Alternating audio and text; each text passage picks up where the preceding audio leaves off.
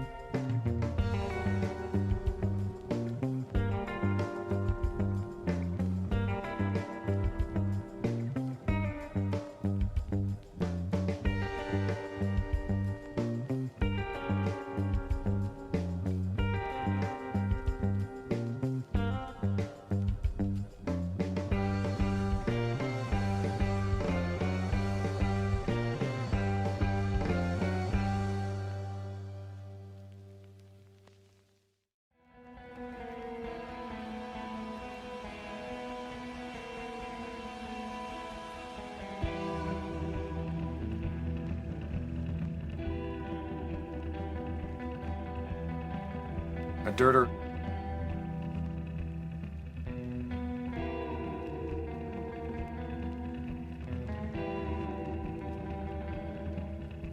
Glue is cheap.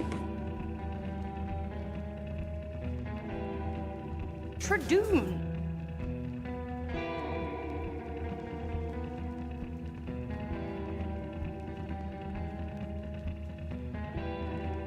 Ontogeny.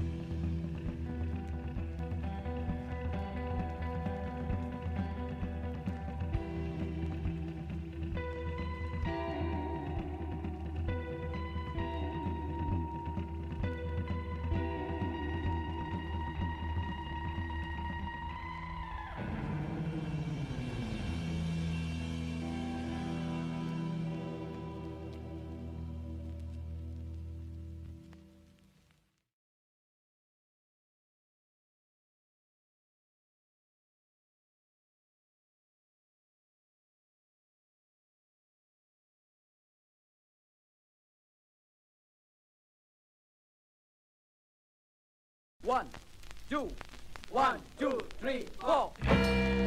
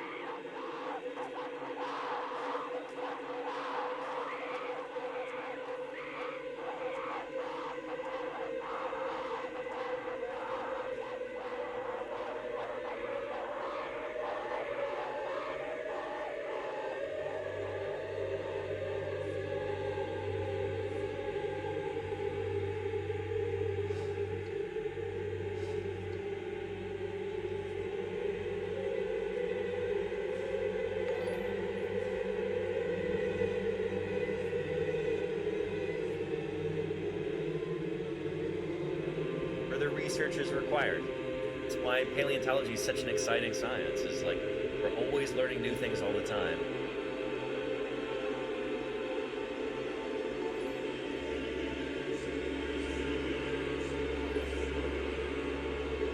To mount the skeleton. Really, really cool.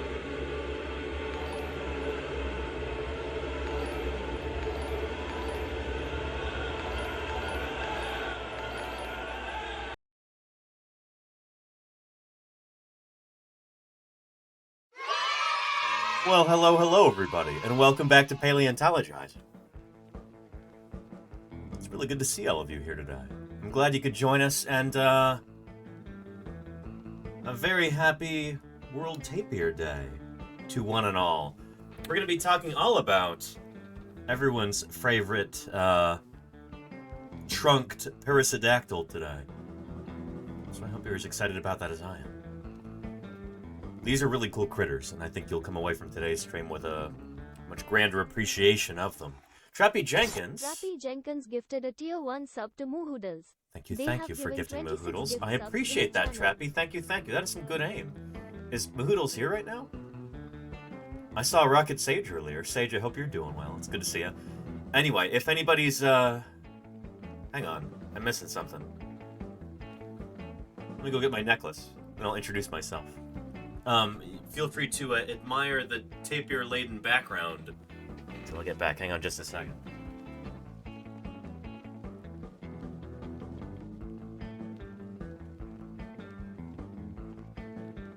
Running a little bit behind today. Just a little bit. Because I was in the city this morning. Helping a friend out. Snail Chaser. I was helping him set up some stuff in his apartment. In San Francisco. So, yeah. But I'm here, ready to talk about the fossil history of Perissodactyla, the odd-toed ungulates, including our star of the day, tapirs. Very, very cool critters. Anyway, if anybody's here for the very first time, let me introduce myself real quick. My name is Danny Anduza. I'm a dinosaur paleontologist. You probably know already that a paleontologist is a fossil scientist. I work on dinosaur fossils in particular. Dinosaurs are what I'm most interested in, what I study, what I publish on in the scientific literature, what I dig up during the summers. And this summer, in fact, in just about a month from today, I'm going to be leaving to go out and do some more field work in Wyoming and in Utah. Let me show you a clip from last summer here. There we go, that'll do. Really important to... Beautiful. There we go. It looks like we're having some technical difficulties that day. Streaming via satellite does invite an extra degree of complication, for sure. Paleontologizing. It's good to have you here. Glad you could make it. If you're here for the very first time, then an extra special welcome to you. My name is Danny Anduza. I'm a dinosaur paleontologist.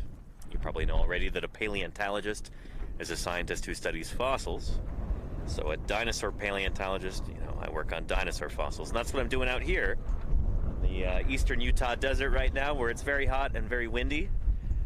But we're going to have a good stream anyway. Yeah. Let's find it quieter. Utah Geological Survey. Let's try this one. When the air was a little bit more still and probably more hot, too. Yeah. Happy weekend to all of you. I hope you're all someplace cooler than we are right now. I'll be streaming almost every day from the field this summer, weather and other conditions permitting. But I'm going to be out there for about 2.5 months this summer. Probably about 2 months, all told. For the end of May through the beginning of July. And then I'll have a 1 or 2 week hiatus right there. And then from mid-July to mid-August, I'm going to be streaming again from Utah with the Utah Geological Survey. Enjoying yourselves, but no rest for the wicked. We are digging again at our dinosaur quarry here. And then the audio cut out. If it's your very... Anyway. I guess? There's 2 full-size hospitals there. Yeah. Which is, in the next state over. It's not super far away, but... A couple. Yeah. It'd be an hour and a half. Yeah. Anywho. About that, hour 40 minutes. Yeah, that's Utah State paleontologist Jim Kirkland right there. An assistant Utah State paleontologist, Don DeBlue. Terrible. I mean, you go an hour to go to Moab, Uh-huh. and if you said something serious, it's going to be flight for life. Tent blown away. Yeah, there you go, Trooper. Yeah, No yeah. point Anyhow, Commodore says ever stream from 4G? So, Not. I used to, and it didn't work. This is too remote for that. Yeah. Yeah, but the Super Series action, they Yeah. come right here. Yeah. We're Anywho, yeah. And Eddie Scarn. Shoot, you're Eddie Scarn. Ios. I lost a bet there. I said, how long until somebody in chat mentions what you just mentioned? And she's like, I don't know. 15 minutes? Lordy said 2 hours. I said, I don't know if anybody's going to mention that, but you did, Eddie Scarn. Yeah. I lost that one. Anywho, yeah. It's good to have everybody here. Let me scroll up to the top of chat and then scroll down. Matt M33's got a lot of those Paleo Not Like This emails. How you doing, Matt M33? Hello, hello. You and Kodali were probably first again today. It's good to see you. I think Lenina was here extra early as well. Sloppy Salamander, how are you doing? Welcome, welcome. Thankfully, OBS has continued to work after crashing initially. So, yeah, I'm glad it's still working. And Starling Fan says, that's not a tree, but I like it. Yeah, different kind of trunk today. A proboscis. Starling Fan, that's what we're talking about. And perissodactyls represent, yes indeed, Golganek. It's good to see you. I hope all is well, Golganek. I hope you're ready for the weekend. Lenina, thank you for being here also. Thank you for your mod work. I appreciate you. And not in Mexico right now. Interesting gravity. Well, I hope you're having a good time wherever you're at. Yeah. And kittens are doing well. Glad to hear that, Salamander. Glad to hear that. Grim Deviant, hello to you too. Steely Dan, welcome, welcome. Neilf is excited for Tapir Appreciation Day. Yeah, World Tapir Day, I think, is the official title. Cyant Streams, Belent. You're having a great day. Hope you and Lita and Alona and all the cats are doing well. And all the ants. It's good to see you. Hope you're doing well, Belent. Tommy Ploticus, hello, hello to you. Welcome, welcome. Trooper2112, hello to you also. How are you? Trappy Jenkins, thank you again for that gift sub earlier. Claire Burr, how are you doing, Claire? Welcome, welcome. I hope you're ready for the weekend too, Claire. It's good to see you. Yeah.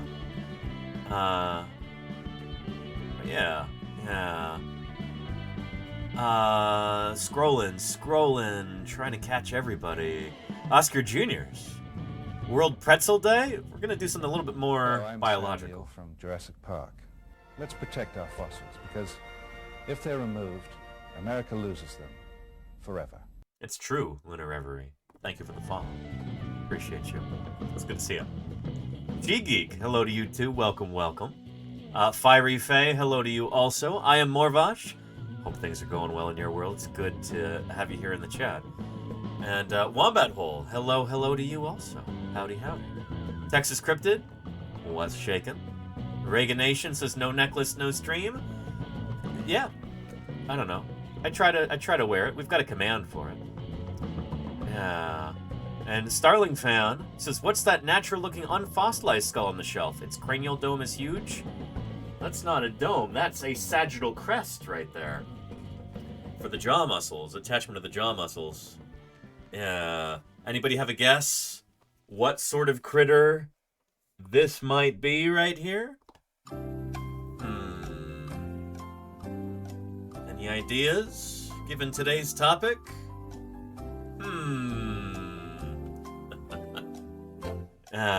This is a 3D print, by the way, not an original. Paleolord, how are you doing? Welcome, welcome. Lady Fiend, Racodactylus. Dr. Racodactylus, I should say. Fall Machine, Feral Yoshi, Charlie's Dragon, HD and HB.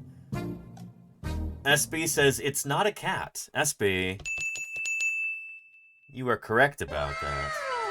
Nicely done. Yeah, it's not a cat. That certainly narrows it down. This is a tapir skull. I get the impression there's probably some people in chat who are not familiar with this animal at all, which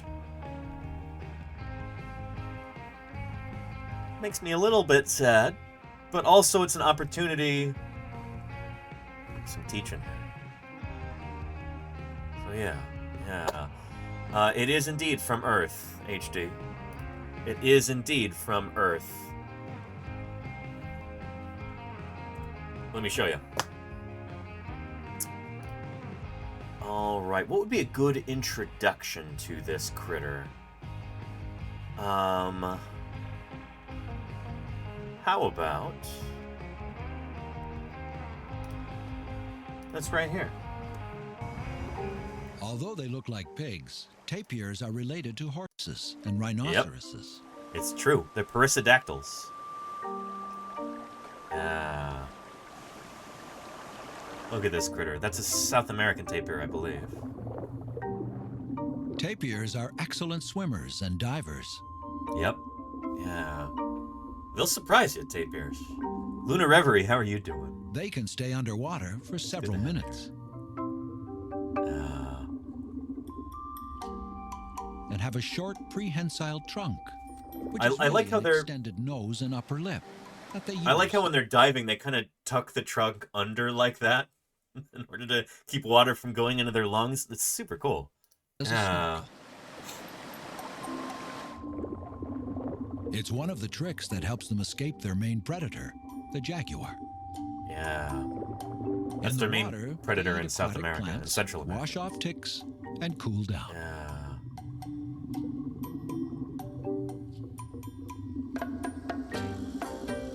His splayed toes help create traction in the slippery mud. 3-toed feet. Yeah. What a neat critter. They really do look like something out of the Paleogene. Doesn't make much noise as he heads back into the forest to wait for cooler temperatures to start feeding again. Yeah, they're not very good at dissipating heat, apparently, from what I have heard. But that, ladies and gentlemen, is a tapir. They are so cool. They are so cool. And Trooper says, with a few million years, the tapirs could be underwater specimens. I mean, they don't seem to be trending in that direction. They've been around for a good while. We've had tapirs for about the past 40 million years, and they haven't changed that much. They've got a morphology that seems to work for them pretty well, and they're sticking to it. If anything, they've actually been declining in number and in speciosity. Like, the numbers of species have been decreasing. Oh, hello, sweetie pie. Yeah. And, no, sorry, sweetie pie.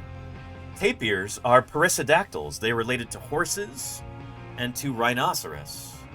Those are the only other two remaining groups of perissodactyls today. Yeah.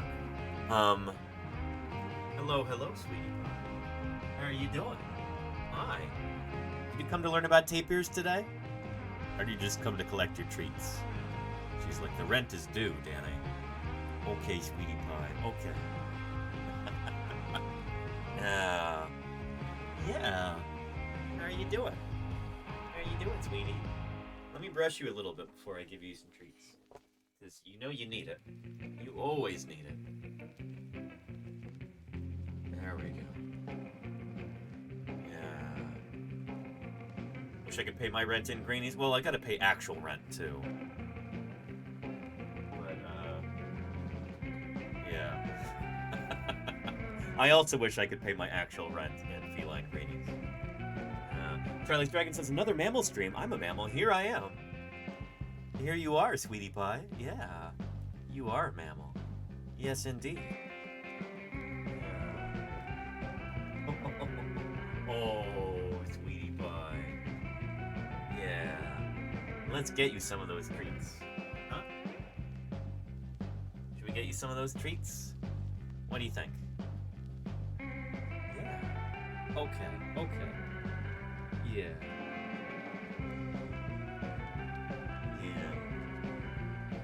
Sometimes she likes to scratch her face on my beard. There we go. Let's get some of that good stuff. There we go.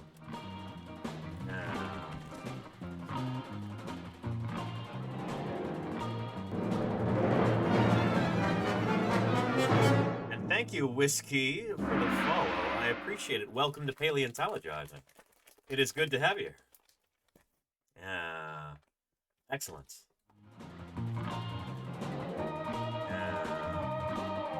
And Starcrasher says, is it true that all mammals share their canine teeth with an early dinosaur? No, it's not true. That's interesting. No, so mammals and dinosaurs, in order to find their common ancestor, you would have to go all the way back to the early Carboniferous, I think. You'd have to go back about 380 million years, something like that. Maybe more. Or one of those pre-dinosaurs.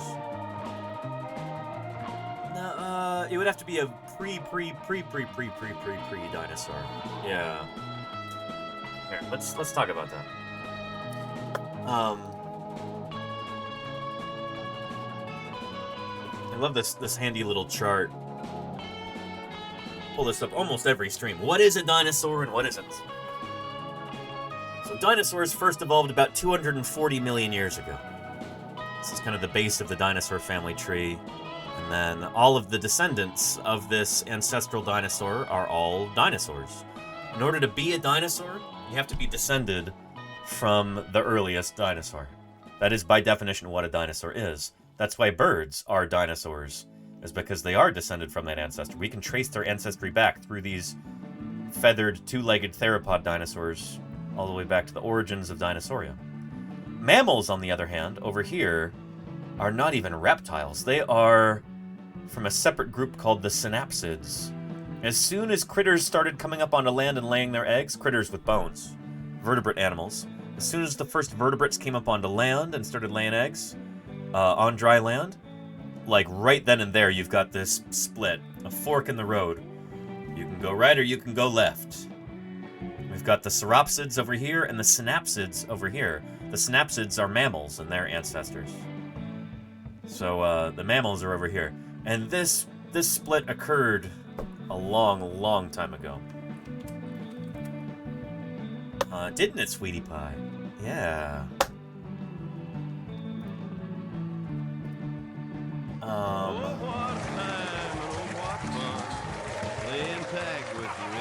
And Hugin. So I might be coordinating a day to go to Dinosaur Ridge in Colorado cool, and doing yeah. a live stream. Yeah. They already gave me permission to do so. Congrats, so I'm that's definitely awesome. looking forward to doing that, hopefully sooner than later. Well, best of luck, Hugin. I hope that works out. That sounds really awesome. Yeah, best of luck to you. I think I've been to Dinosaur Ridge a long time ago. I think I went there on a field trip in 2014. Which has got to be like 4 years ago at this point. Anyhow, Commodore says, pretty mammal on your desk. Yeah, she certainly thinks so. Don't you, Sweetie Pie? You certainly think you're very pretty, don't you? Yeah. You gonna admire your reflection in the camera here? Look. Yeah.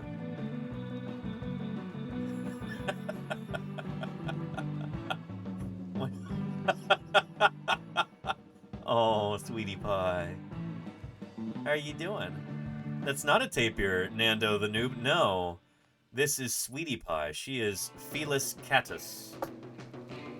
She is a,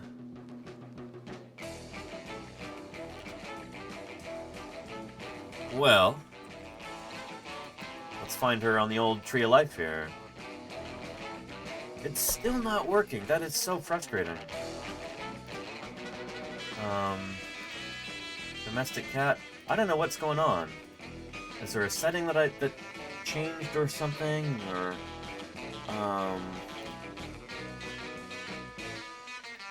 yeah.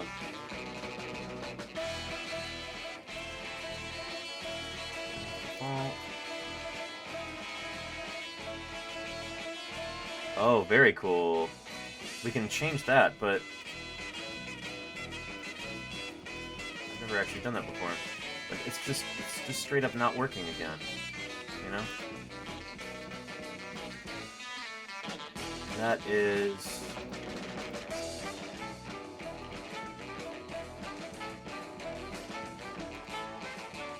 I don't know what I'm doing wrong here. Oh, goodness. Here, let's change this back to spiral. We can find cats on here. Cats are going to be over in carnivora. They're a carnivoran mammal. So cats are part of the Feliformia. They are feliform mammals. Feliform carnivorans. Not mongoose, but there we go. Cats, civets, insangs, and yeah, that's... Alright. Yeah. Oh no, there's our cats. Okay. Domestic cat should be somewhere in around here. In fact, I believe that's it right there. Felis catus. The domestic cat. Now, let's jump from them to tapirs. And it won't go. I don't know what is wrong with this, but it's just not going. That's really frustrating. It used to, like, jump right to it. I've been using this literally for years, and just the other day, it stopped working. Yeah. That is really frustrating.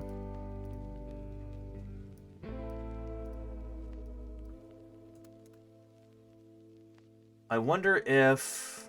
Here, I have an idea. It might be something to do with, cookies in the browser or something like that. Wait, oh, no! Now it's working, what? Okay, okay.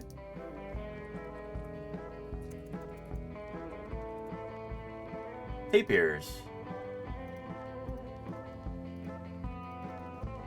That's so weird. It won't let me click on these. I wonder if it's a...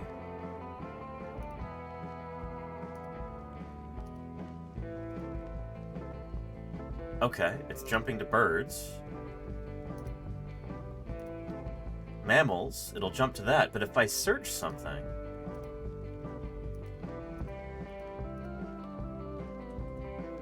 Tapir, and click it, it doesn't do anything. That's really weird. It's just borked. It's just a... That's really frustrating. I don't know why it's doing that. I'm gonna try it again in Firefox here, like I did yesterday. And let's see if that gets us anywhere.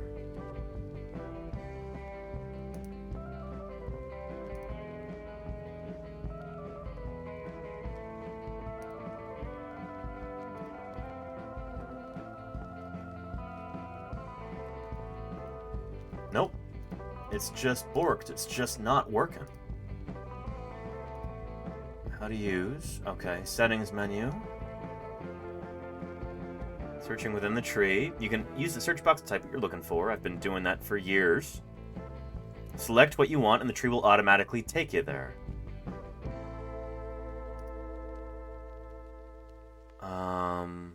Yeah. Maybe it's just the... Maybe fly to results isn't working. What if I try jump to results? No, that doesn't work either.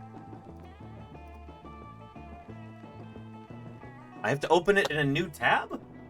It looks like it works if I open it in a new tab. So... Okay, that's really weird. It's just borked. There's just a glitch. Yeah. That's really strange.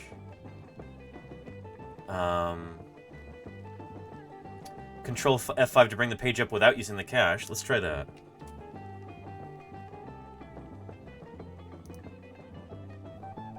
Okay. Perissodactyl, the odd-toed ungulates. Now, it just won't let me click. That's the thing, is I go and click here, and it's just... nothing happens. But I can open in a new tab, and that works. It'll only let me open the links in a new tab. That's really strange. I don't know what's going on here. Anywho, Sweetie Pie, we've had kind of enough. Thank you. Okay, thanks for moving. Anywho. It's World Tapir Day, everybody. And I hope you're as excited about that as I am. Oh, I was going to show you where mammals and reptiles split. In the amniotes. Here we go. Yeah, so it's about 320 million years ago, if not more, that mammals and reptiles split. And this would be the last time that mammals and reptiles had had a common ancestor. And so mammals do not have dinosaur teeth. That's not a thing. They both have teeth that come from a common ancestor. Their common ancestor did have teeth. But mammal teeth and dinosaur teeth, the only way that they're related to each other is that 320 million years ago they came from the same ancestor. And that's not like some mammals have dinosaur teeth or something. That's completely untrue. Yeah. Anyway, and Starcrasher says, that's why I'm here, for the tapirs? Well, let's deliver on that, shall we? Let's talk about our tapirs.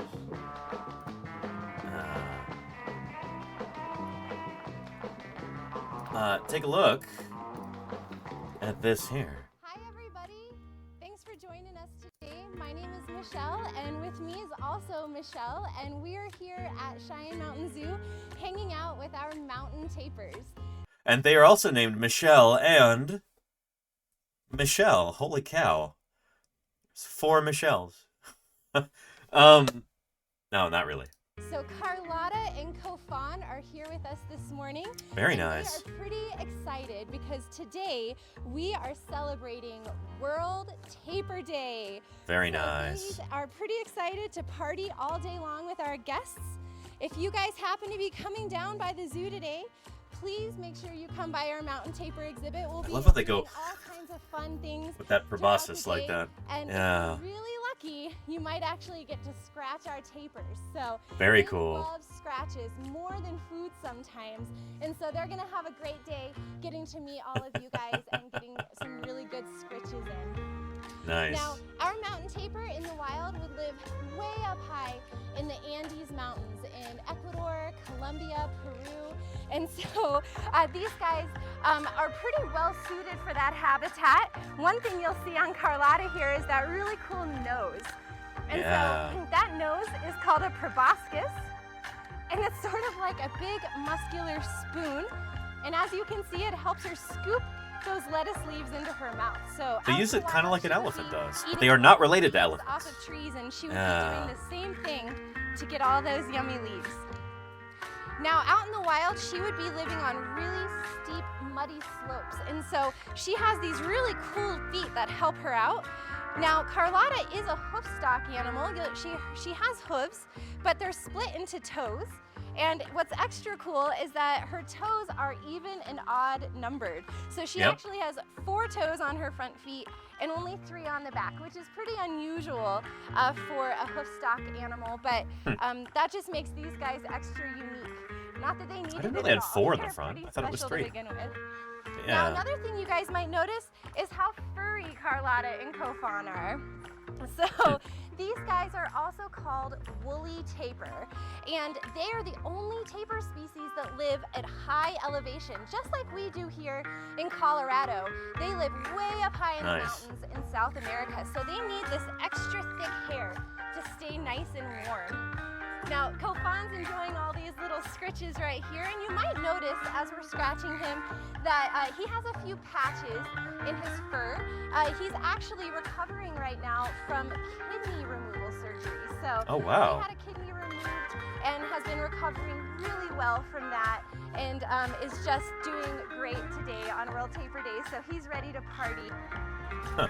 You know, every time that you guys come to our zoo and visit, you're actually helping I wish there were a way to turn down the music, but the music's part of the video, you know? fund conservation in action, and They mixed our this zoo in a weird members way. have been amazing in helping us fully fund work with our mountain tapir down in Ecuador the last few years. And you know, we're really excited that, you know, as the world slowly returns to normal, that we're going to be getting down in Ecuador again soon, and hopefully be out in the field tracking wild mountain tapir and getting those crucial GPS collars on them so we can track where they're Nice. going and help continue to save this species in the wild. So today on World Tapir Day, we just wanted to thank all of you who have helped us fund that conservation work and, you know, been members of our zoo. It means a whole lot to us, and especially to our tapirs. So thank you guys so much, and happy World Tapir Day. Come by and see us today.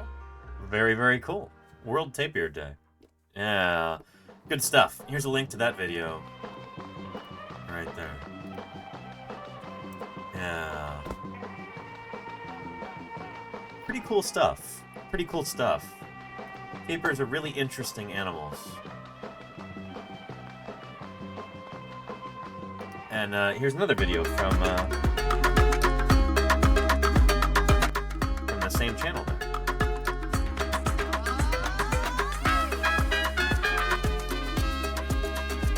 Yeah.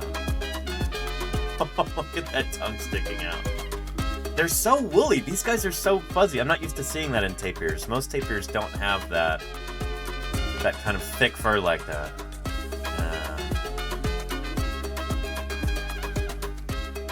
Yeah. And that's so cool. You can actually go to the Cheyenne Mountain Zoo in Colorado. And yeah, April 27th, World Tapir Day. That's tomorrow here in California, but for some of you, it's already April 27th. And happy not early World Tapir Day to all of you. But yeah, they look like elephant dog cows, says Little Pink Pony. And that's interesting because they're actually most closely related today to, among living animals, they're most closely related to horses and rhinos. What we call the perissodactyls, the odd-toed ungulates, right here. Odd-toed ungulates. Horses, rhinos, zebras, donkeys, you know, the equines like that. And the rhinos and the tapirs are all odd-toed ungulates, perissodactyls. So you've got the horse family over here. You've got tapirs, and you've got rhinos. Now, this group seems to have originated in North America. Horses first evolved in North America, as far as we can tell. Rhinos probably first evolved in North America, too. And tapirs, they all shared a common ancestor that seems to have first evolved right here in North America. And subsequently, all of the perissodactyls in North America went extinct at the end of the Pleistocene. But we'll talk about that in a little bit. And aardvarks, yeah, aardvarks are, that is true, closer to elephants. Aardvarks are what we call Afrotherians. So let's zoom out to them. Outside of Boreoeutheria, Atlantogenata, and Afrotheria. So elephants, elephant shrews, aardvarks, golden moles, sengis, manatees, dugongs. They are all Afrotheres. This group originally evolved in Africa. So the continents have been drifting around for as long as there have been continents here on Earth.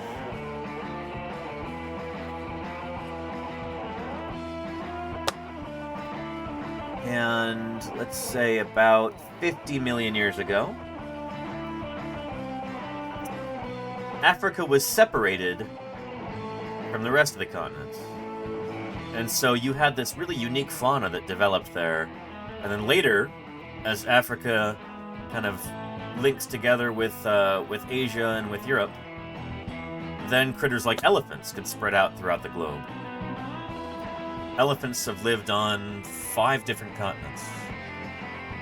They first evolved in Africa, but they moved into Europe, into Asia. They still live in Asia today. Into North America and into South America. The only 2 continents that haven't had elephants are Australia and Antarctica. But yeah, over here in North America, 50 million years ago, you had the first horses starting to evolve. And they evolved from an ancestor that would give rise to the rhinoceros and the tapirs as well. And all of them seem to have first originated here in North America. And so there was a time when you could see horses and tapirs and rhinos all at the same time right here in North America. The Little Pink Pony says it's interesting to me that zebras and horses are related. They're not just related, they can actually interbreed. They're very closely related. Like, it's only been a little while since they split, in the grand scheme of things. So did horses migrate into Africa when it was one of the landmass and then zebras evolved later? Yeah, so horses first evolved in North America. And then you had a land bridge that formed at one point between North America and Asia. So horses were able to migrate into, and when I say horses, I mean the ancestor of horses, donkeys, zebras, etc.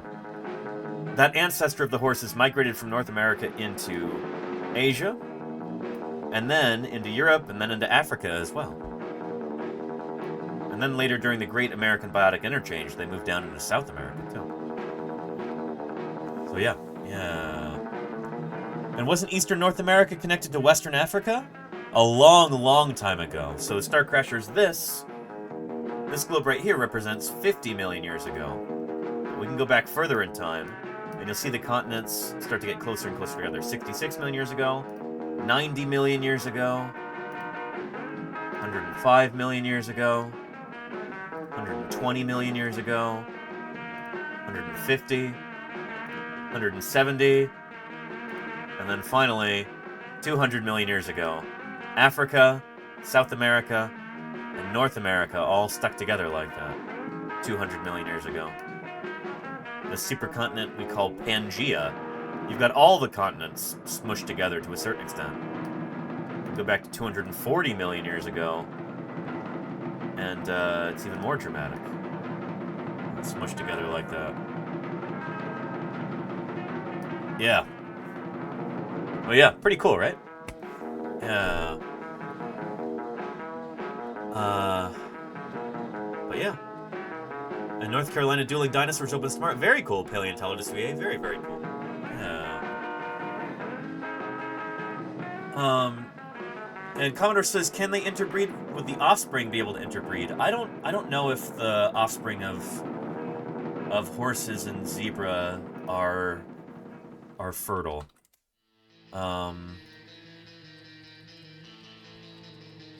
Horse zebra hybrid. Let's take a look.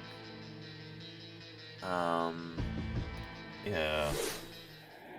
From the Weather Channel, of course. Have you heard of a zonkey? Well, if not, you're not alone. Meet Ippo, the offspring of a donkey and a zebra. Zonkey babies are pretty rare since these two breeds rarely mate and reproduce successfully. There's different species, 3-month-old really. Ippo is already a star at the exotic animal shelter in Florence, Italy. And the owners of the farm say they've received requests for image rights, including one from a soft toy company and another from Disney to make a cartoon. The family-run Alietti Farm is a refuge for rescued circus animals and those mistreated by irresponsible owners. The animals include camels, llamas, and Vietnamese pigs. I'm Nick Wilchin, the Weather Channel. And you said this is in Italy? Shoot, that reminds me of...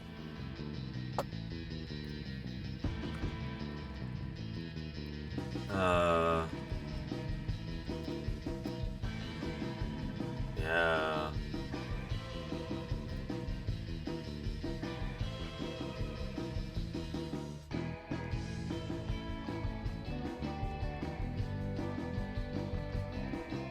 I think this was an Italian circus. Fake pandas at circus for really painted dogs.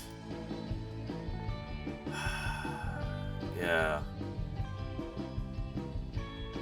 With more paint and a couple of horses, they could have had zebras too. Paint of Chow Chow puppies dyed black and white looked enough like pandas to fool visitors to a traveling circus near Milan, officials in Italy said. Yeah.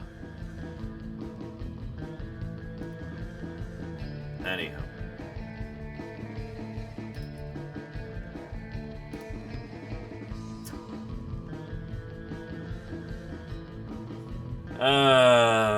Goodness. But yeah. But yeah. Charlie's Dragon says horse-zebra hybrid is called a zorse. There's different names for it. Some people call them zorses, some people call them zonkies. Some people say that there are naming conventions where if it's a male of one species and a female of the other, then you call it one or the other. But that's also, it's arbitrary, you know? There's no, like, official rules of nomenclature for this sort of thing. Yeah. Anyway, I saw painted donkeys and zebras in Tijuana. Got Sparky, yeah. Yeah. Anywho. Yeah.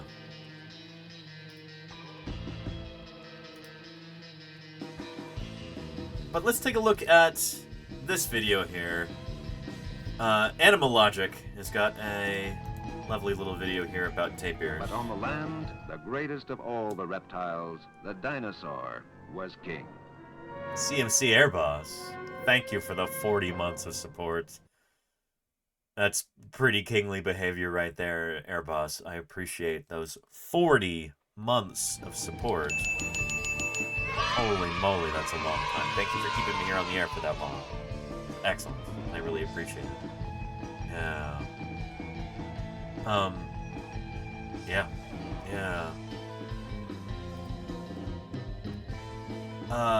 Good stuff. Here. Let's take a look at... I think we're supposed to have had a timestamp on this one, and where did that go?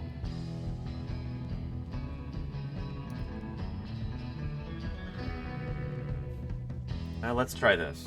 These strange-looking animals look kind of like a pig and an anteater had a baby. But tapirs are most closely related to horses and rhinos. And you'll notice something as we continue throughout today for World Tapir Day, as we watch a number of these videos and listen to other people pronounce the name of this critter.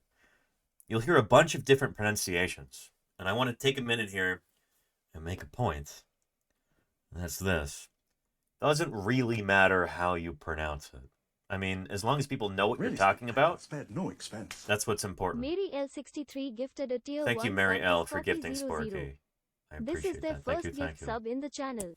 Thank you, Mary L. That is excellent. I really appreciate it. Thank you for the support. Look, we're almost within striking distance of our sub goal for the week. That is excellent. We might even get it. Thank you, Mary. Yeah. There's a lot of different ways to say the name tapir. You'll hear tapir. That's how I grew up saying it. You'll hear tapir, tapir, tapir, taper. I'm probably not even covering all of them. You know, tomato, potato, whatever. As long as people know what you're talking about, it doesn't really matter how you pronounce it. So, yeah. Let's continue. There are 4 accepted species of tapir. A 5th species has been proposed, but its classification is currently still debated. 3 tapir species live in Central and South America, while the 4th species is found in Asia. That might seem... Which, we'll return to this too. Dune. We have tapir fossils from Europe, and we have tapir fossils from North America, California in particular. In fact, if I remember correctly, there's a tapir tooth that was found like less than a mile from where my grandfather lives today, in Contra Costa County, California. So tapirs have lived everywhere on Earth, it seems, except for Africa, Australia, and Antarctica. They've lived on 4 of the 7 continents, but today they only live on 2. Central and South America, while the 4th species is found in Asia. That might seem a little strange. How did such a big animal basically end up on the other side of the world? Tapir ancestors have been around for millions of years. There's evidence to suggest that tapirs have, at one point or another, lived on all the continents. Sans No. I don't think there's evidence of that. I think that's wrong. I don't think we have any tapir fossils from Africa, and I don't think we have any or should expect to find any from Australia either. Unless she's counting Oceania with, like, you know, maybe there were tapirs that made it down to the Solomon Islands, or shoot, what's the name of that kind of continent there that's like Borneo and Indonesia, and like these different island chains used to be, I want to say it starts with an S. There used to be, you know, it's like an ancient continent there. Continent, pseudo-continent, whatever you want to call it. Not Schweppy, no, Terry Taylor. Sundaland. Thank you, Charlie's Dragon. Bingo. Yeah. That is it. Yeah, Sundaland. Yeah. And you love tapir so much, it's great to have you here. Be not Bia. It's great to have you here. Am I saying your name correctly? Be not Bich? Be not Bia? Be not Bia. It's B, isn't it? Like B. Arthur. Right? Yeah. And B says, is it pronounced tapir or tapir? I just got done talking about that. I know you just waltzed in. It's good to have you here. Doesn't actually matter. You're going to hear lots of different pronunciations. You'll hear tapir. That's how I grew up saying it. You'll hear tapir, tapir, taper.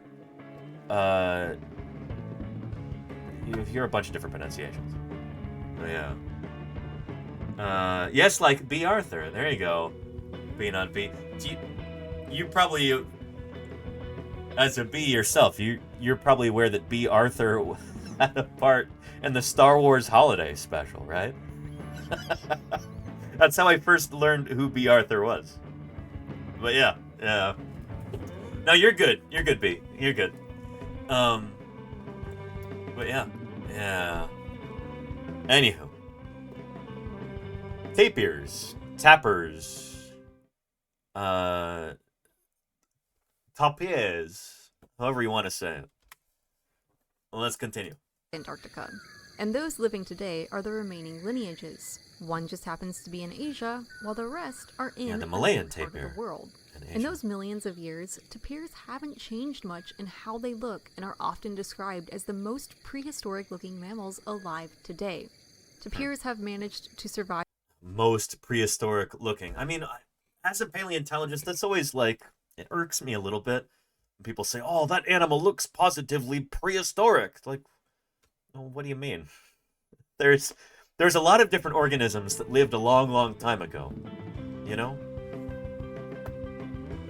When you think of, like, the most prehistoric plant, you know, or like a quintessential prehistoric plant,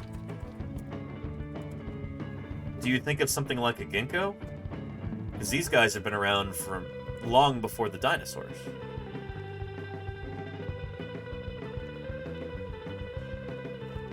You know, in critters like, horseshoe crabs have a reputation for looking prehistoric, and they've been around for a long time, it's true. But what about... Oh, I don't know. What's another critter that's been around for a very, very long time?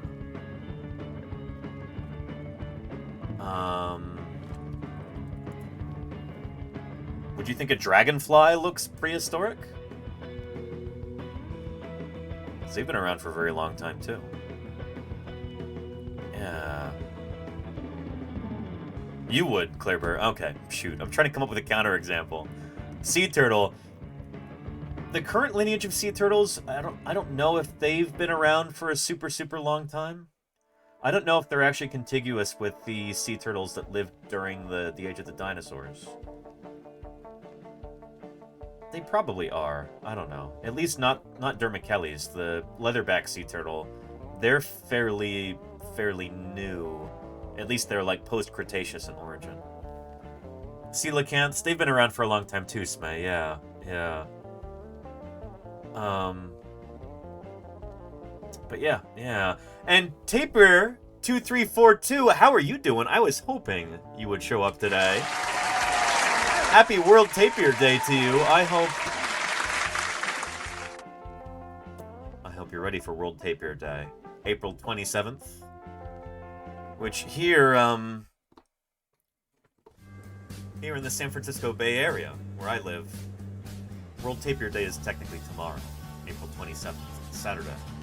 But it's still the 26th. But if you're in Australia or in Malaysia, perhaps, home of the Malayan tapir, it's already tomorrow. It's already World Tapir Day. So yeah. Anyway, it's good to have you here, Tapir. And I love you've got some tapir emotes. Those are excellent. Excellent. Good stuff. Good stuff. Tapir, do you actually study tapirs? Let me know if you do. I don't know a great deal about these animals. I've never actually worked with living tapirs, but I have worked with tapir fossils a little bit. In fact, we used to have tapirs here in California up until just a few thousand years ago. We'll be talking about that as well. But, yeah. And all of a sudden, welcome back to you. Good to see you. Le Petit Prince, hello, hello. Good to have you here. Here, let's continue here. Tapir ancestors have been around for millions of years. Yeah, There's about evidence to suggest 40 that million tapirs years, have, give or at take. one point or another, lived on all the continents, sans Antarctica. And No, I don't think we have any evidence that they ever lived in Australia or Africa. So I think they lived on 4 of the 7 continents. those living today are the remaining lineages. One just And B says, I thought tapirs are mostly in the southern hemisphere. They first evolved in North America, as far as we can tell. The first fossils of tapirs that we have, the earliest tapir fossils, all come from North America. Yeah. So it's kind of like, there's a lot of different groups of animals like that originated in North America, spread out throughout the rest of the globe, and then they went extinct in North America. Primates are a good example. Primates seem to have first evolved in North America. Horses, tapirs, rhinoceros, camels are all North American originals. And then they went extinct in North America after spreading out across the globe. So yeah, pretty neat. Before I forget, let me just look up our California tapir.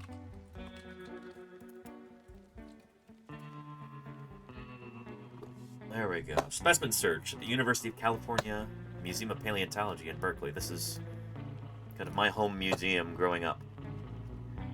Genus Tapirus. And state province. Let's look up California here. And search. There we go. Beautiful. And Riverside County, Los Angeles County, Kern County, Santa Barbara County, Contra Costa County is the one that I'm looking for. We've even got a picture. Yes, indeed. That is a tapir tooth. Very distinctive. They've got very distinctive teeth. And this picture was taken by my old mentor, Pat Holroyd. She was my mentor when I was in high school at Berkeley. But yeah. Teeth and a dentary fragment from Port Chicago in Concord, California. So,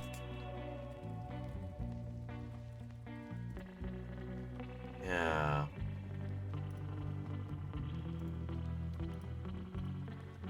This is a map of the San Francisco Bay Area, where I was born and raised and where I live now.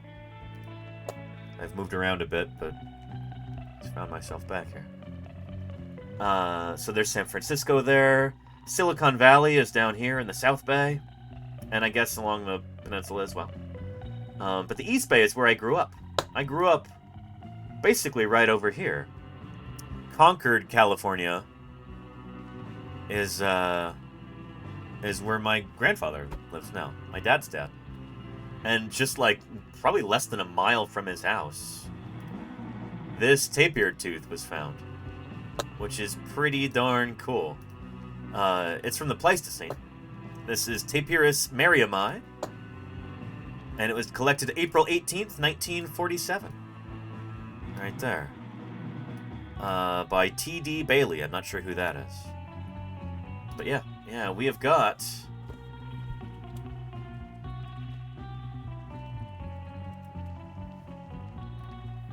tapirs from here in California. Tapirus merriami, also called Merriam's tapir.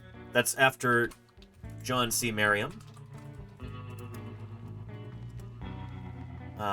who is a distinguished paleontologist who helped establish the Museum of Paleontology in Berkeley.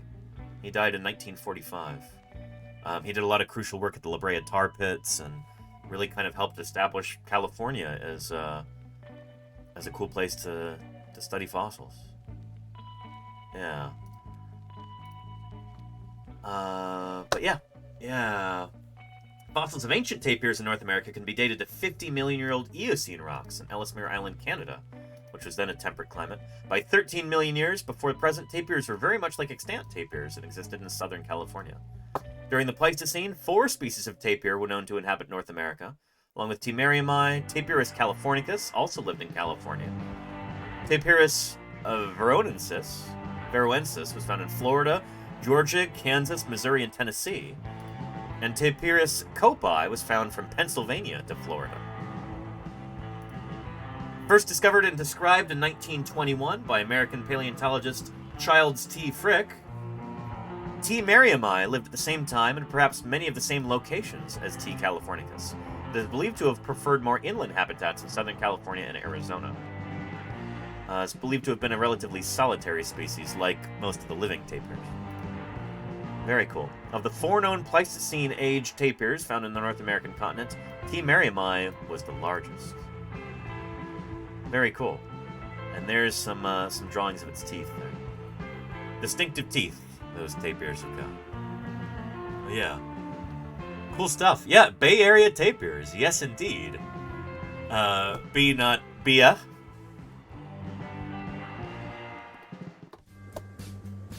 During the time that those tapirs were walking around in California, there was no San Francisco Bay.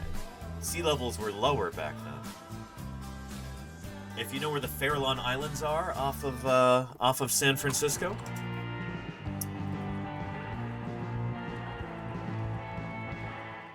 show you a map. There we go. There's San Francisco. Yeah, here we go. Let's embiggen this a bit. Back then, sea levels were lower because so much of Earth's water was trapped in glaciers during the last ice age, during the Pleistocene. The Farallon Islands, which today are islands like seamounts that poke up. They're like a chain of islands off of San Francisco. Today they're islands. But you lower the sea level and they just become basically mountains. This was the extent of the shoreline back then. There was no San Francisco Bay. This was basically, there was a big river that would come through here instead. Water would drain off the Sierra Nevada mountains, and then there was this big, almost like Mississippi-sized river that cut through here, and that's what actually cut what is today the Golden Gate Strait. This used to be a river valley. You can think of San Francisco Bay as being like a drowned river valley. That's what we call that in geology. So yeah, this would have been this vast floodplain with all kinds of cool critters walking around.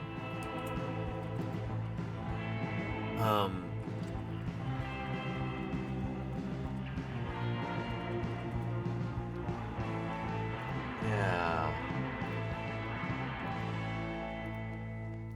Here we go.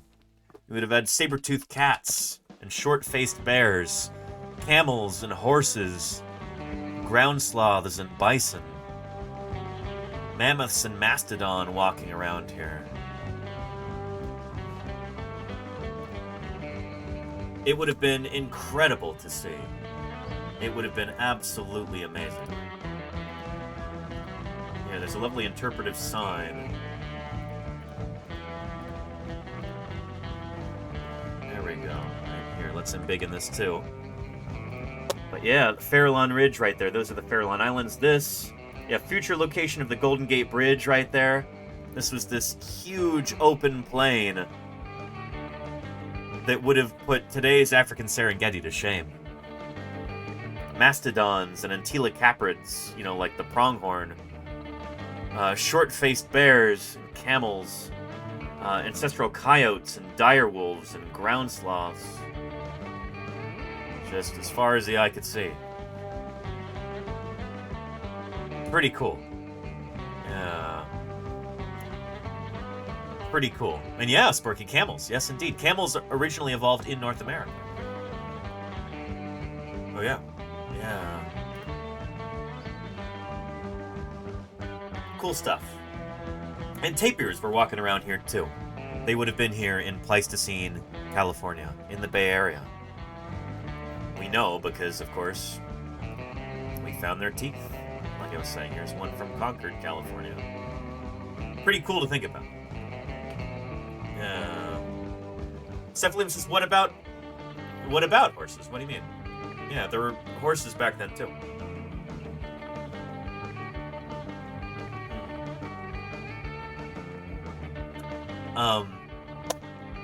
We've got lots of horse fossils from the Bay Area as well. Horses first evolved in North America, and then later went extinct here. I love seeing those images, so cool. Yeah, isn't that neat? Like, what a cool reconstruction this is. This ancient ecosystem like this. Pretty neat. And a lot of these critters are still around. Mallards, you know, ducks.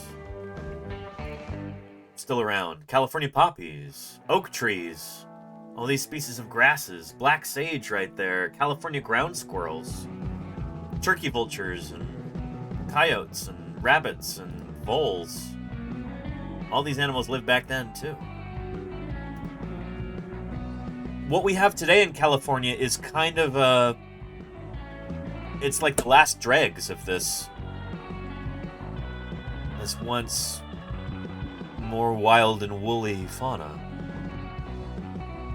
Because most of these critters, you know, mastodons, the antilocaprids, the short-faced bears, the North American camels, the ground sloths, the saber-toothed cats, they only died out like, you know, 10 to 14,000 years ago. They were here until very recently. That is, you know, that's like 20 minutes ago, geologically speaking. They were just here. You could say we just missed them, but as human beings, but we didn't actually miss them. All those critters basically go extinct very soon after humans show up in those environments. And Drew Wells, thanks for the follow. I appreciate it. Welcome to Paleontologizing. There is, I think, a very high likelihood that it was human encroachment that caused that extinction event at the end of the Pleistocene. Charlie's Dragon gifted 3 months of Tier 1 to Binoba. They've gifted 29 months in the channel. Be not Bia. And join no ads for the next 30 days. Charlie's Dragon, thank you for your generosity there.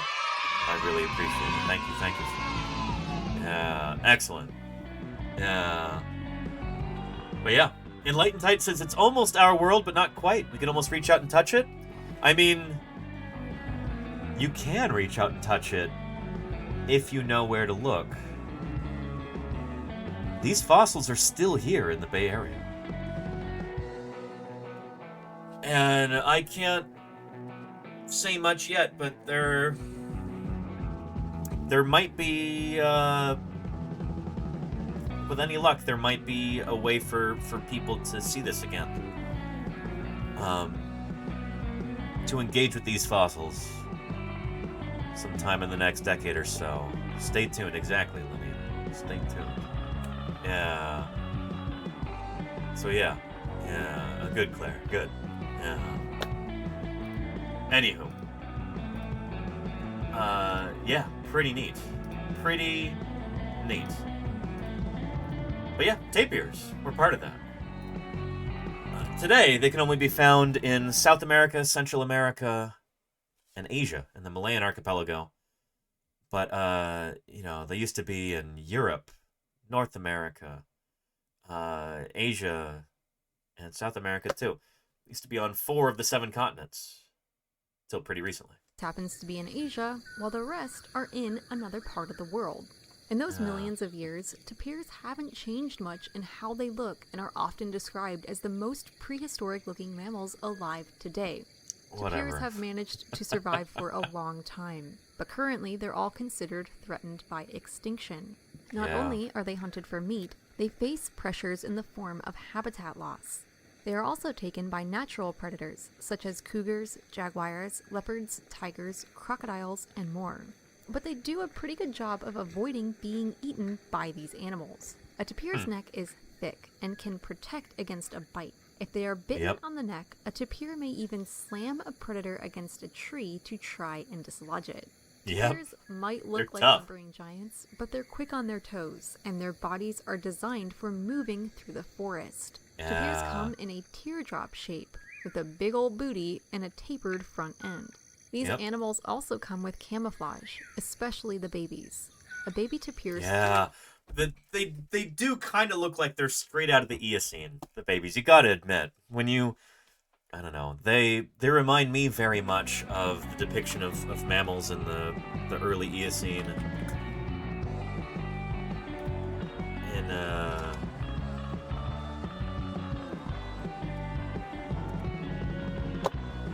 In like, you know, Walking with Beasts.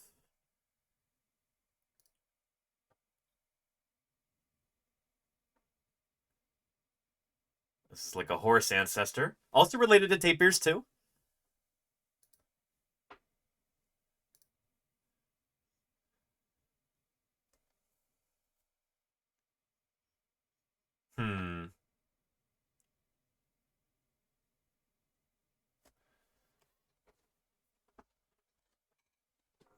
There you go, Mayor Space, yeah. There's a reason for that.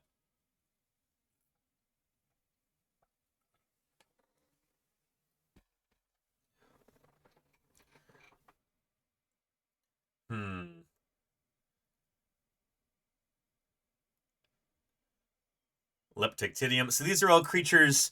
This is pretty shortly after the dinosaurs went extinct, except for a few dinosaurs, you know, birds like this guy here. So this is like the dawn of the age of mammals.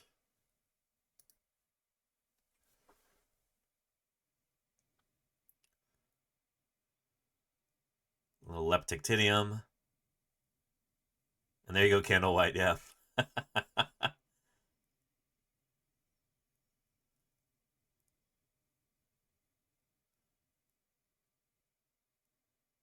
So this is Diatryma, aka Gastornis. Big old bird.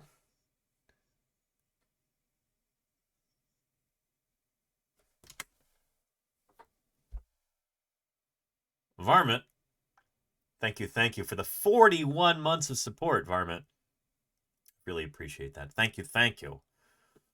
Good stuff. Thanks for keeping me on the air for that long. That's excellent. Yeah. Oof.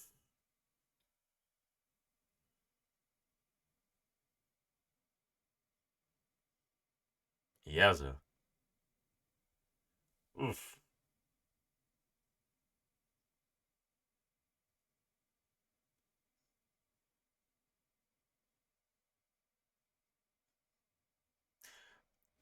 We now have reason to think that those guys were actually mostly plant eaters. Gastornis is now usually interpreted as being a primarily plant-eating giant flightless bird. But anyway, when we're talking about Eocene mammals, that's like the early Eocene there, that's kind of what I'm talking about. And a tapir you would think would be right at home in there. It looks like it very much belongs around those other animals because it does. That's around the time... It was just after that time that the first tapirs evolved. They split off from their... the common ancestor that they share with rhinos. I think in like the middle of the Eocene. About 40 million years ago. Something like that. So yeah. Yeah. And the kind of dappled camouflage right here on a baby tapir... what Mayor of Space was saying about it, baby looks like some game developer slapped a white-tailed deer fawn skin on a big model. Yeah. It does look kind of confusing like that. Ontogeny. But it changes during ontogeny. Yes, Lenina, the babies look different from the adults. And there might be something really important there, because, like, the babies hang out with the adults full-time. They hang out with mom until they get big enough to kind of, like, put on some extra mass, and then they lose that kind of baby appearance. They lose the stripes. They just start looking like an adult. It's thought that maybe the coloration is to confuse predators. Not just to make these guys more difficult to spot, but also to make it not look like an adult. It's like the adult is walking around calling attention to itself. A predator like a jaguar would be like, that looks like a big meal, like a good meal. And then it sees the baby there, and it, like, the idea is that maybe it doesn't recognize it as a baby tapir. And so, like, doesn't recognize it as something good to eat. I don't know, I just heard this idea today. I don't know if I buy it. But that has been an idea that's been put forth for why the juveniles look so different from the adults. I don't know, I think it might just mostly be camouflage. The stripes kind of break up its silhouette, and when you've got that kind of dappled light coming in down through the trees in their forested habitat, it just makes these guys that much more difficult to spot. Yeah. So yeah. Yeah. Looks like a brown watermelon with legs. Their markings help them blend in with a sun-dappled forest. Tapir babies are born one at a time. In some species, the female tapir raises her baby alone. In others, such as the Asian tapir, the male may take part in raising the child. As tropical animals, tapirs enjoy a breeding season that can occur year-round, but they may mate more frequently in the wet season, which would ensure their baby is born the following wet season, when food is most abundant. Yeah, because their gestation period's like more than a year. Tapir gestation takes more than a year. Yeah. The baby tapir will keep its stripes for about 6 months, at which point it will stop nursing. But it will remain with its mother for at least a few more months, usually until another baby is born and starts taking all of mom's attention. Huh. And they can live to more than 30 years old. I believe we have another video right here of the world's oldest living captive tapir. Take a look at this. I look after Kingut, who is the Guinness World Records holder for oldest tapir in captivity. Pretty cool. A Malayan tapir.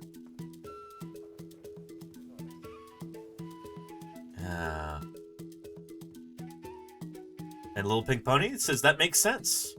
I love that you're thinking phylogenetically like this, Little Pink Pony. Yes, that makes sense because they're closest living relatives. Horses and rhinos also have long gestation periods. Bingo. Yeah. Yeah. And Clipper says counter shaded. Yeah, it's weird that these guys are light on top and dark underneath. It's kind of the opposite of like traditional counter shading. And that might be a way to warn predators. It's like, instead of trying to hide, it's more just like walking around being like, hey, don't mess with me. I will mess you up. Because they very much can. They've got very, very substantial jaw muscles.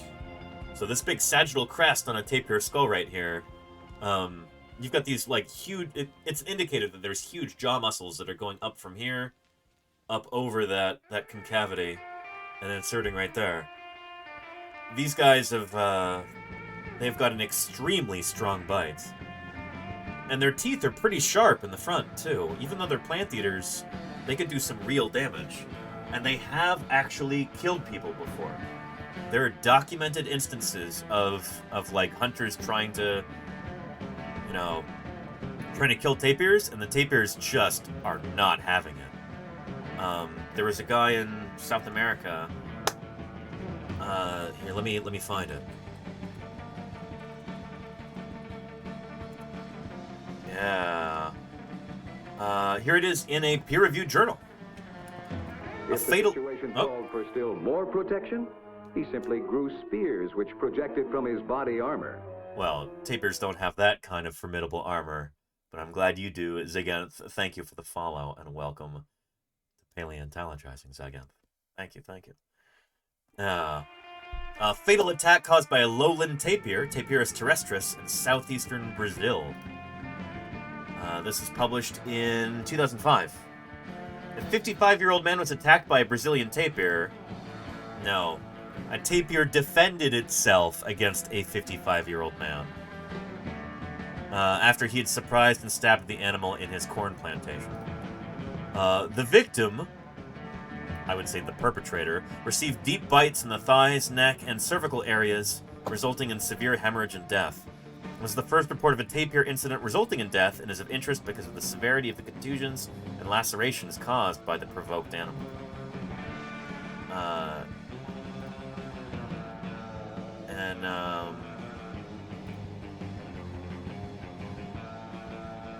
Where did that go? I was trying to open it up, but it's maybe not working. That link didn't work. Anyhow, here's a link to this. Oh, yeah. Yeah. We're very sorry about his death, but it's also very interesting. Yeah, enlightened. Yeah. Yeah. So, yeah. Yeah. And there are... I won't show you those, but there are also recorded instances of zookeepers or even zoo visitors being severely injured by tapirs, by bites from tapirs. There are several people who have literally lost limbs to tapir bites. Tapirs can bite so hard that they can just bite your arm off. And that's happened multiple times. Usually it's when a female is protecting her young. Yeah. They get aggressive when they've got babies. So yeah, you can look that up for yourself. I'm not gonna pull that up. But yeah. Yeah. Anywho, they could be fearsome animals, you know? Critters like jaguars will hunt and kill and eat tapirs, but it's usually not their first option. You might have to be pretty desperate to attack a tapir. Yeah. It will stop nursing, but it will remain with its mother for at least a few more months. Very funny, usually until another baby is born and starts taking all of mom's attention. Tapirs are often described as solitary, but females generally have at least one baby traveling with them, and sometimes tapirs will share a range. Tapirs eat with their prehensile snoots and consume leaves, fresh sprouts, fruits, and biting off someone's limbs. Night because they're not good at releasing heat and thus avoid the hottest parts of the day. They will, however, lay in water to cool off. In fact, tapirs require a source of water in their habitats. Tapirs are excellent swimmers and will even head to water to run from predators using their trunks like a snorkel. Their love of water includes meals because they'll also eat aquatic vegetation. On average, tapirs weigh 500 pounds and stand 3 feet tall at the shoulders. Some Pokemon aficionados may recognize tapirs as the inspiration for Drowsy, the dream-eating Pokemon, who is also based on the chimeric Japanese Baku, the creature who eats nightmares. World Tapir Day is on April 27th, so be sure to mark your calendars to join in celebrating these awesome animals. Oh yeah! For more facts on tapirs, check out the links in the description. Give a thumbs up if you learned something new. Yeah, happy World Tapir Day, everybody. Excellent stuff. Here is a link to that video there. Yeah, and they do love being scratched. It is true. Treat them well and they're lovely. Yes. Yes. You don't want to get on their bad side, so be nice to them. Good stuff. Here's kind of a goofy video from a zoo about tapirs here. Guys, excuse me, do you know where the tapirs are? You're right over there. Oh, thank you. Excuse me, do you know where the tapirs are? No, I think they're back there. Do you know what they look like? No, sorry, I don't. All right, thank you. Good luck. Have you guys seen the tapirs? Not yet. Do you know what they look like? Sort of like big, fat, black and white pigs. All right, I'll keep my eye. Thanks. Big fat This what looks like pigs? the place I'm looking for. This looks. What did she say? Oh, big fat black pigs. Okay. All right, I'll keep my eye. Thanks. This looks like the place I'm looking for. This looks like the tapir enclosure. And here's our man, Henry. He can tell us all about the tapirs. Frightened one of them. Tapir enclosure. And Black and here's white our pigs. man, Thank you, Henry. man. He can tell us all. I like how one of the keepers, presumably a volunteer, is just like running away. He like didn't want to be in the shot, but rather than just like, you know, walking away in a more subtle kind of way, he just flees. This looks like the tapir enclosure. And here's our man, Henry. He can tell us all about the tapirs. Now, these snouts that they have, what do they use those for? Do they have any purpose? Sure do. It's using for snorkeling when they go underwater. They also utilize it as a very sensitive sniffing organ and also for picking up food. Picking up food. So what do they actually eat? They call browsers, selective browsers. They go and pinch leaves of the bushes and trees. Clipper says they have no neck. No, they do definitely have a neck. It's just very thick. Here, let me show you a tapir skeleton. They do have a neck. It's just kind of short, but it is robust. There is a lot of muscle on there, and so they kind of barge through the forest and just push everything aside. They will very much, like, I don't know. They can charge you and knock you over and then literally bite your limbs off if you threaten them. They are worthy of your respect and your distance. Yeah. But yeah, 7 verts. There you go, Clever. Yeah. Yeah. And also eat lots of herbage. This is Chiquita and her mum Talara. They're Brazilian tapirs, but there are also Malayan, Bairds, and mountain tapirs too. Chiquita and Talara might look a bit like pigs, but they're actually more closely related to horses and rhinos. And Bingo. like their horse relatives, they just love to eat.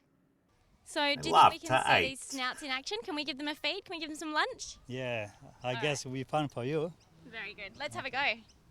Yeah. And what sound do they make? Well, let's see. Hang on a minute.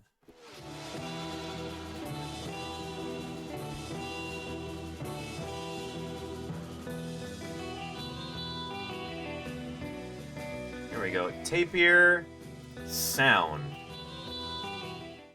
Let's listen very closely here.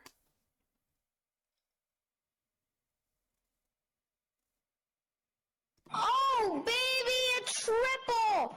Oh, yeah!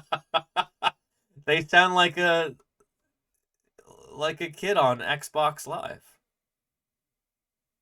No, what do they actually sound like? Let's turn the sound on.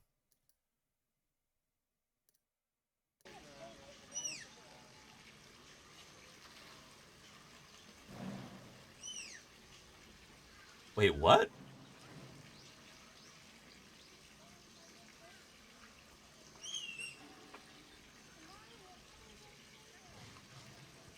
Science. What's science ever done for us? TV or... Countervirus 2, thank you for the follow. Welcome to Paleontologizing. That's not what I would expect.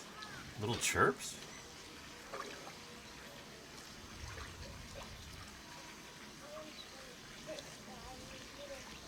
They're not related to anteaters or aardvarks at all, Pipcat. No. No. Also, anteaters and aardvarks are not related to each other. These guys are perissodactyls, so they are close to horses and rhinos. We'll be talking about that too. Yeah. Malayan tapir sounds. Very cool. They kind of remind me of like an elk, but like smaller and squeakier.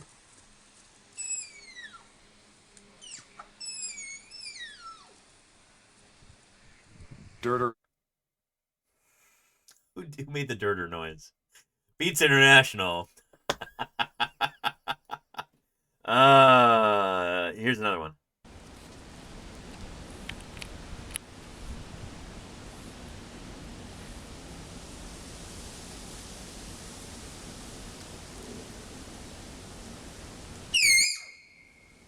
Well, pretty cool. I didn't know that. You would think they'd make a deeper sound. Yeah.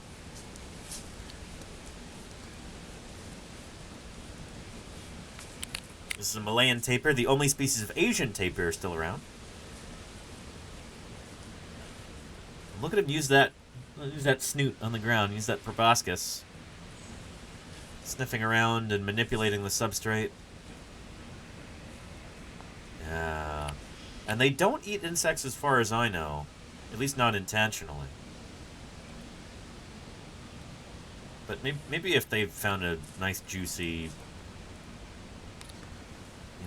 beetle or something, maybe they'd snarfle it up, but I doubt they're seeking that out, No relation to elephants, no. Denjoga, they are, that's actually funny. I guess I've been told that early on in the study of mammals, there was some suspicion by scientists that maybe they were related to elephants because they've both got a trunk. But nowadays we recognize that these guys are close to horses and rhinos. They're nowhere close to elephants. Yeah. And you're right, Tapir, yeah. They are close. They're most closely related to rhinos, and then outside of that, horses. Horses, rhinos, and tapirs all form a group called perissodactyla. The perissodactyls, the odd-toed ungulates.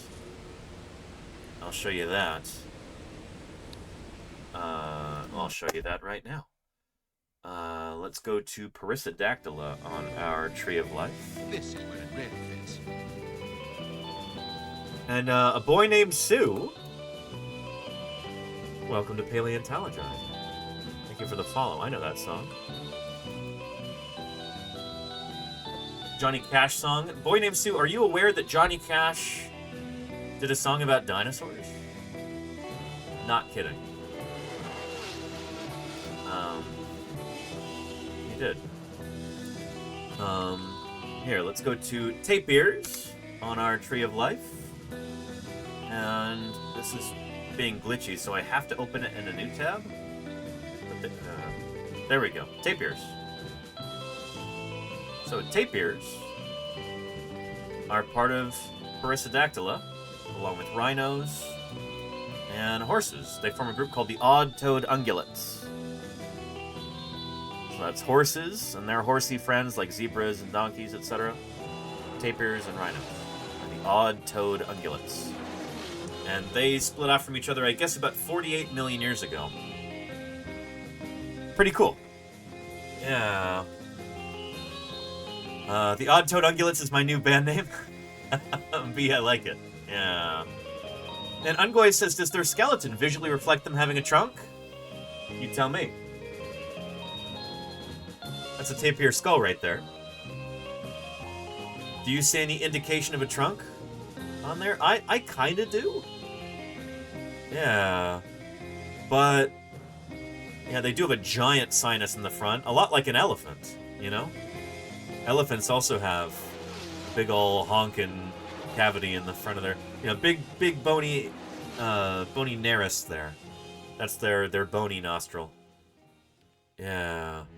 But, so in life, the proboscis sort of comes off like this.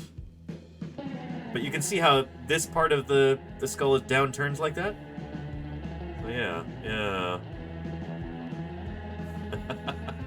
Pretty cool, right? Yeah. So the eye socket is right here. That's the orbit.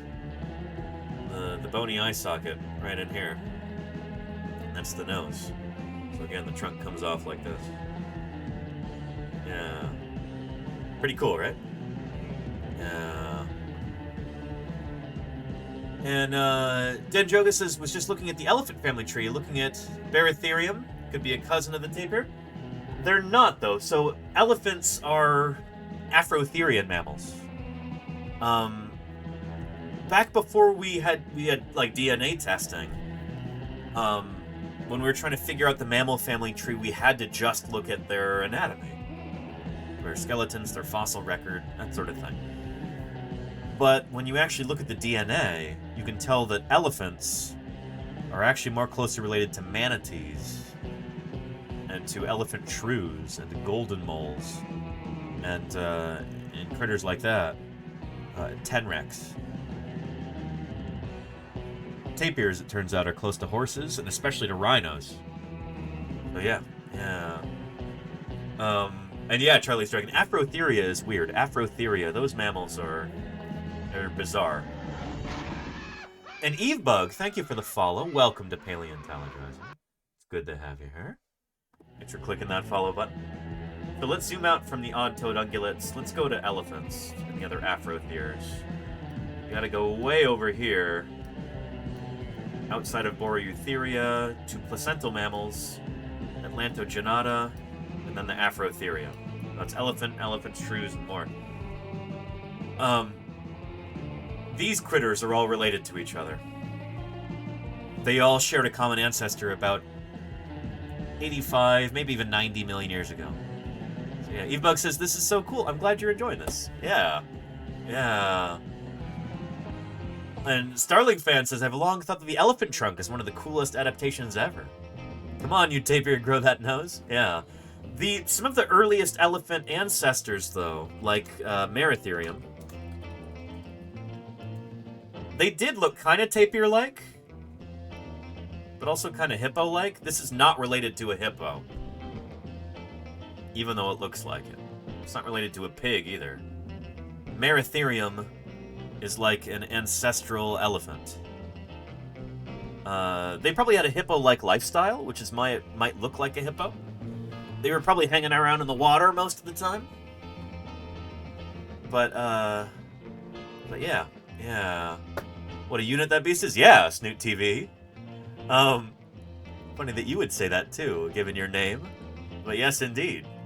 These guys have got an interesting little snoot there. Yeah, Meratherium. You can maybe kind of see that they would have looked like... you can kind of see the elephantness in them a little bit. Yeah, that's actually a really lovely one. I like that a lot. But there's also some hints of, like, rhino in this reconstruction. But they're not related to rhinos. They are Afrotheria. They are part of this group that include all of these critters. So yeah. The elephanticity, if you will. There you go, Mayor's Space. Yeah. Anyway. To get to tapirs, you gotta go way further out. The moon does exist. Well, it's true, Snoot TV. Thanks for the follow. And I feel it in the water. How are you doing? Welcome to Paleontologizing. It's good to have you here. And is the dugong a manatee? Yeah, they're both Sirenians. They're related to each other. So, here, going back briefly. The sea cows, Sirenia. That's dugongs and manatees, the three living species of manatee. American, African, and Amazonian manatee are all together sea cows, Sirenians. But yeah. And it's great to have you here. I feel it in the water. Welcome. We had a whole stream about Sirenians on Manatee Appreciation Day.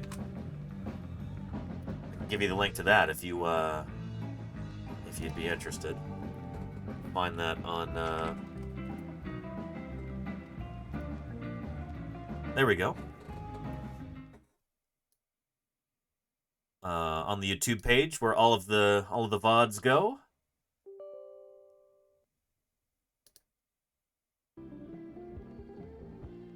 Here, that's not quite a manatee right here, but it is a mammal.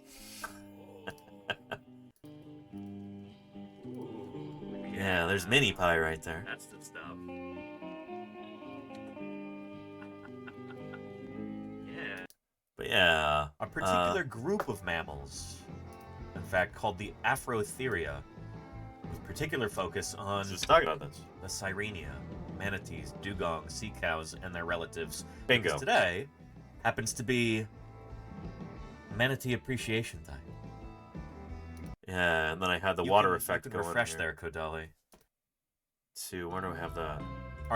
Did I forget to turn that on? Nell says they're my girlfriend's favorite animal. Well, you're gonna gain. There we go. There's the water effect. I think those might be mentioned in this video here. Yeah. Welcome to Utah State University's Vertebrate Paleontology course. My name is Benjamin Berger. In this lecture, we will evaluate the idea of a group of mammals called the Afrotheria. Afrotheria. Proposed in I don't know why he kept mispronouncing it. 1998 and investigate the more. So it's only that's kind of nuts that only in 1998 was this group first proposed. Like Afrotheria, such a animals that don't seem to have a tremendous amount in common, and it turns out they're actually each other's closest living relatives. It's an interesting group. Anyway, we're not talking about them today. The Afrotheria. We're talking about perissodactyla, which are also placental mammals, but they're over here. They are Boroeutherians, and they are carnivorous, bats, hedgehogs, and more. It's like, nope, hang on. They're not Boroeutherians. They're over here. Or, shoot, where are they? Tradoon.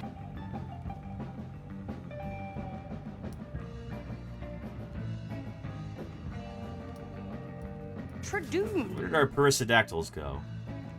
Oh, I think they're over here. There we go. Yeah. They're part of this clade. They're part of this clade. They're not pangolins, though. Where are these guys? Odd-toed ungulates. There we go. Perissodactyls. Yeah. Of which the tapir is one family. Tapiridae.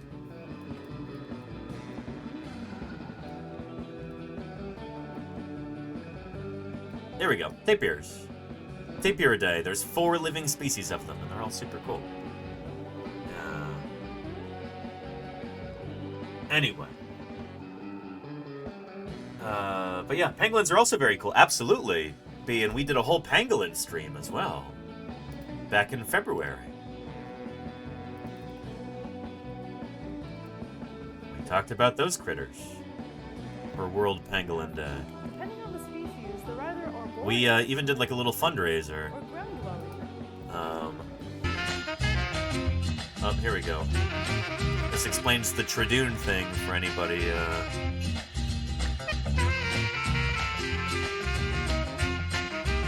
Troodon is the dinosaur name. Yeah.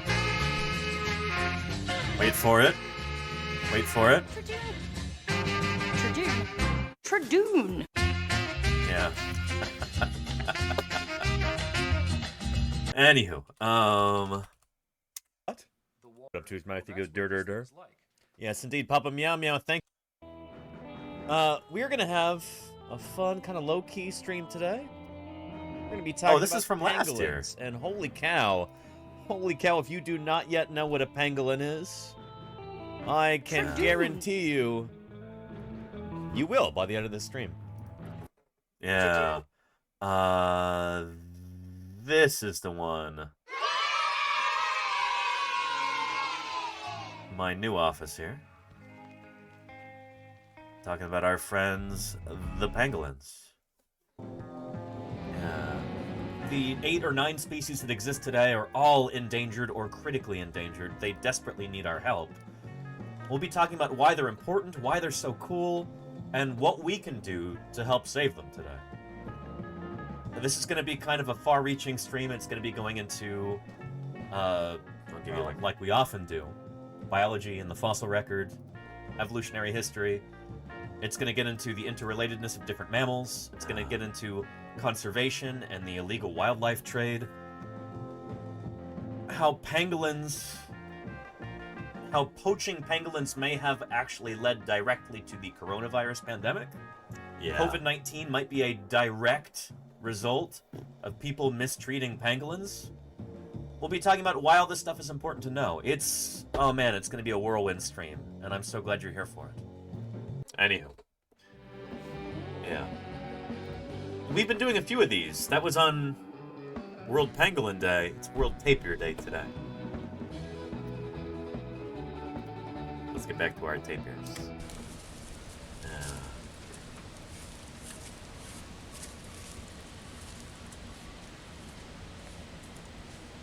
What a weird, cool critter. You gotta love tapirs. They're just bizarre. And you're welcome, B. You're welcome. Yeah, this to me almost seems like a warning camouflage. It's like, don't mess with me or I will bite your limbs off. You know, this is the opposite of camouflage, almost. Yeah.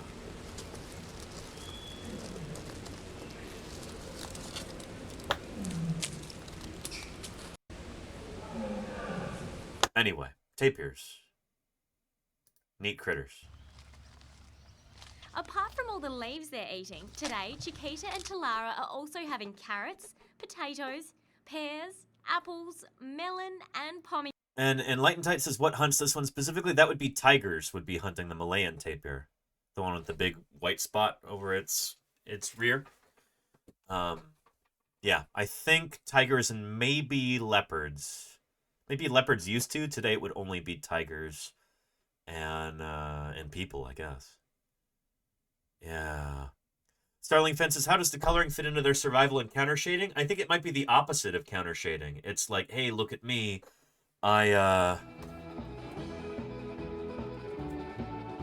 Don't mess with me. Rather than trying to evade detection, it's almost like trying to attract attention. Let's see if there's anything on this here in Wikipedia. Description. It's covered with black hair except for the tips of his ears, which, as with other tapirs, are trimmed with white. The pattern is for camouflage, it says here. The disrupted coloration breaks up its outline and makes it more difficult to recognize. Other animals may mistake it for a large rock rather than prey when it is lying down to sleep. Interesting. Okay. Not what I would have expected there. I don't look at this and go, oh yeah, that's camouflage, but it makes sense in that regard, where if you don't have the best vision and you're seeing this animal asleep on the ground through the bushes, it'll be really difficult to kind of form its outline with your brain, you know? But it does make sense. Yeah, the camo thing. There you go, Jazz Guitar Jeff, yeah. Yeah. Huh. Interesting. Alright. Makes sense. Pomegranates, but not too much fruit, because it's got a lot of sugar in it. And why are we celebrating World Tapir Day? Yeah. To Why? raise awareness of plight of the tapirs and other animals that live in a tropical rainforest. All 4 species of tapir are now listed as endangered around the world. One of the reasons is that people hunt them for their meat and fur. But there's another big threat: deforestation. Yeah. Farmers are destroying the forests they live in to make way for plantations they can profit from. For the Malayan tapirs, it's palm oil plantations profit above that all pose else. the greatest threat. Ugh. So why is it important that we protect tapirs? Tapirs are very important to ecology, not only as very interesting species of animal, but also they are seed dispersers. Seed dispersing is when an animal poos and disperses seeds and nutrients that they've eaten throughout their ecosystem.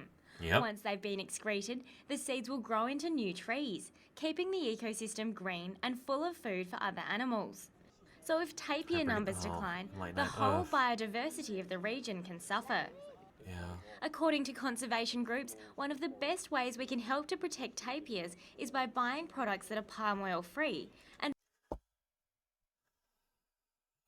that kind of like consumer activism like that, you know, companies love that because they want you to believe that you can save the world by buying their product. But honestly, it's only really through political action that these habitats can be preserved. The free market is not going to do that, at least not on purpose, you know? So, yeah. and supporting organisations that save the tapir habitat. And the best bit is that by saving tapirs, we're also saving lots of other species that live in the same areas. Bingo. Charlie's Dragon was just saying this in the chat. You're protecting a lot of species indirectly. Exactly. Yeah. Yeah.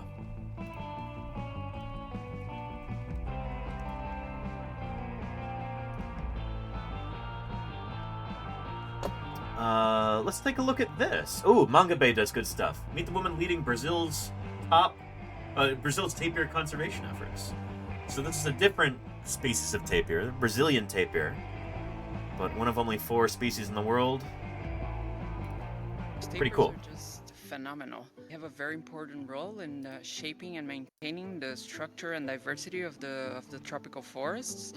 They're very effective seed dispersers, so they can play with biodiversity while. And Snoot TV says, I'm eating some cookies right now, checking for palm oil, and yep, yeah. The palm oil is in a lot of dessert products, cookies, pastries. Yeah, basically the entire cookie aisle at the supermarket. There's going to be so much palm oil in all of those, and it's really, really difficult to avoid. I try and avoid it personally, but it's tricky, you know?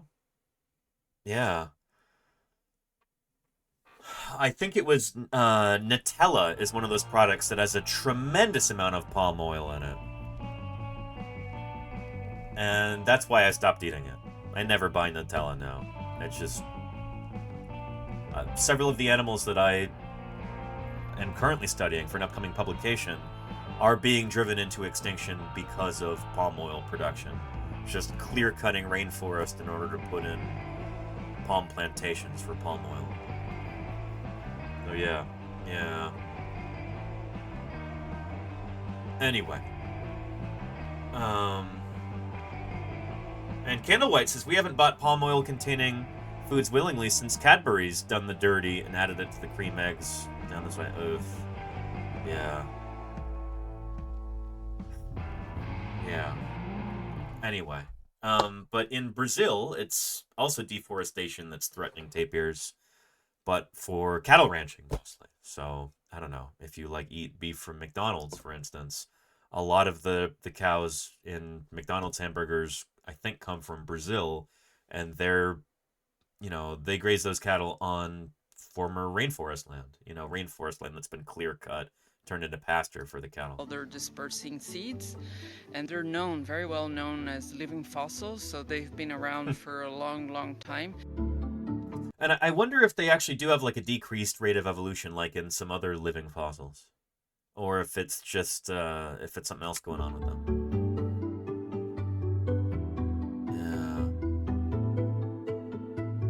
Living fossils again? I know, right, Belinda? Yeah. Extinction is the motor of substantial change in evolution. If extinction didn't occur, a successful group would dominate and it would last forever. Hello all, Paleo salute. Armageddon, thank you so much for the 9 months of support. I really appreciate it. How are you doing? It's good to have you here. Yeah.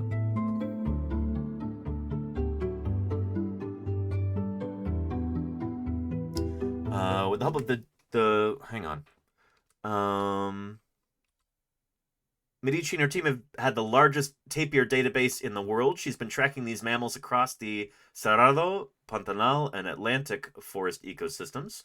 And with the help of the Whitley Gold Award, her team is now expanding into the Amazon. Very cool.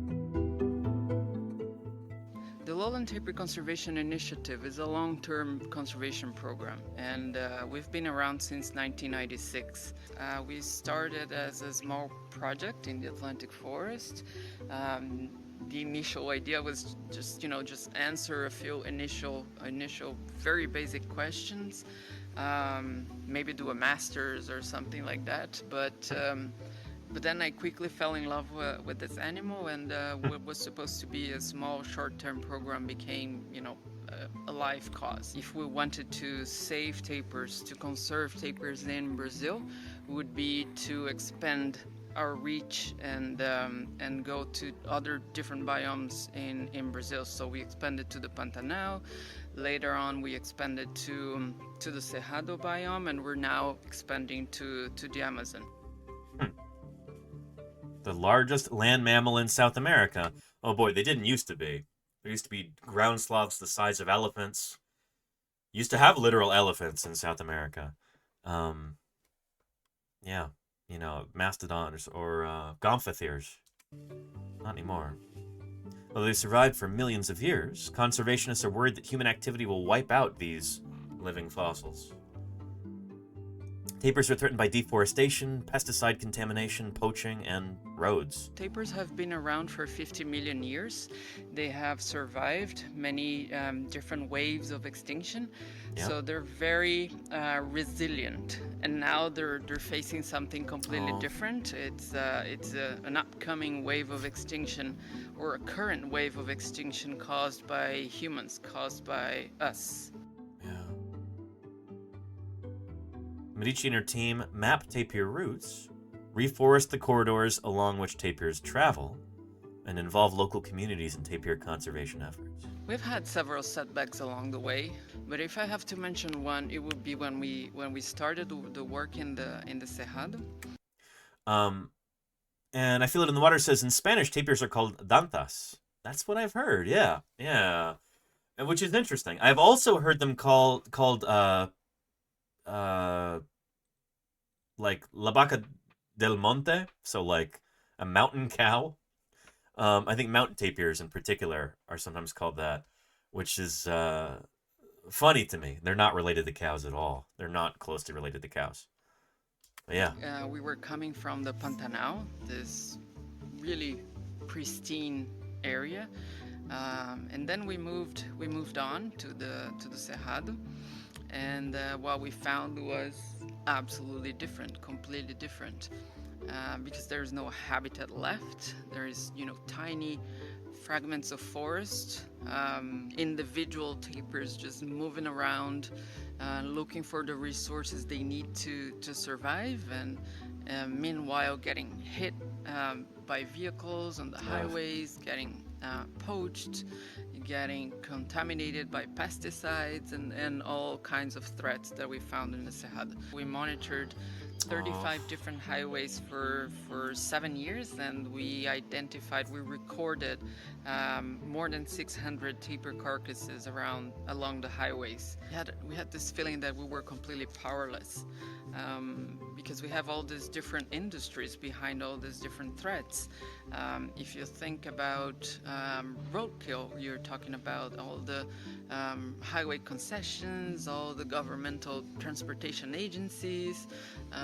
We're talking, if we think about pesticide contamination, we're talking about the large sugarcane industry, large soybean industry, that it's not always easy to find a way to reach them, to sit around the same table with these people and be able to talk to them about conservation. Yeah. Despite the challenges she's faced, Medici's still hopeful about the future of tapirs. I'm very optimistic. I think that we're doing the best we can. We have really, really important partners. We have all these organizations behind us, helping us to do what we need to do. We have a phenomenal team, fantastic people dedicating their lives to tapir conservation. We have some important strongholds for the species, as I mentioned, the Pantanal and the remote areas in the Amazon, and we're doing the best we can and working very hard for the conservation of tapirs outside those areas. So I'm pretty confident that we'll be able to if we keep working and if we keep paying attention to these animals, making sure that we provide them with all the measures, to all the conservation strategies we can possibly design, I'm confident that they will be with us for the future. Let's hope so. I very much hope that future generations of people will be able to see these animals in the wild. They've been around for 40+ million years. It would be a horrendous injustice if after 40 million years they go extinct because of human carelessness and greed. So yeah.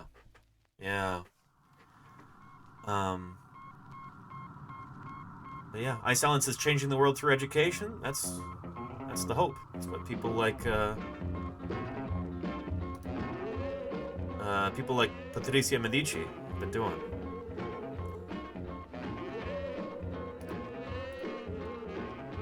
Oh yeah. Why don't we take a step back now from, we've been talking about current tapir conservation. Let's talk about this group that tapirs belong to. Let's talk about perissodactyl a little bit. It used to be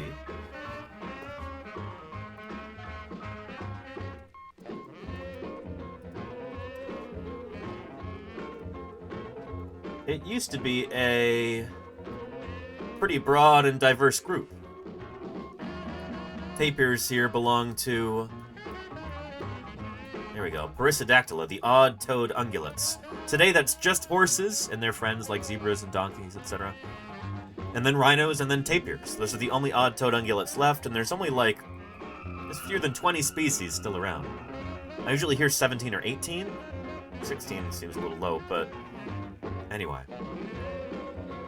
These used to be some of the dominant and most common and most speciose of the big herbivorous mammals, at least here in North America. And there used to be different kinds, not just rhinos, horses, and tapirs. They were other really weird, cool critters as well. Things like calicotheres. Take a look. These guys are so neat. This creature is an extinct relative of horses and rhinos known as calicothere. And this creature is also a calicothere, even though they look pretty different. Both of these animals lived at the same time and in the same places, and they did the same things. They're both closely related to each other and to horses and rhinos, and they both developed highly specialized adaptations that help them exploit their main source of food, the leaves at the top of trees. The first animal is known as calicothere. They're so weird looking. It looks like a cross between a horse and a gorilla, And they were knuckle walkers. They're such interesting critters. Yeah. It reminds me of Ark. Yeah, there you go, Lori. Welcome to Paleontologizing. Shoot. The whole point of this channel is to teach people about natural history. A lot of the stuff that you've seen in video games, or in movies or fictional IPs, things like Pokemon, tapir, Pokemon. Yeah, I'm not really familiar with this, but some of you will be. This is modeled after a tapir, which is our animal that we're talking about today. Tapirs are a kind of perissodactyl, and there are other ancient groups of perissodactyls that are now extinct, like the calicotheres. That's why we're talking about it. But yeah.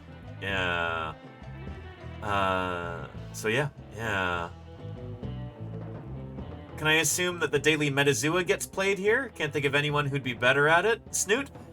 I used to do Metazoa daily, and then we started having some glitches with it, and I've kind of fallen out of doing that. But we used to do it every day. Yeah. How did you know, Snoot? How did you know? Yeah. And I think the Ark Calicotherium, they actually have it in that game, Salamander? Shoot, we gotta look this up now.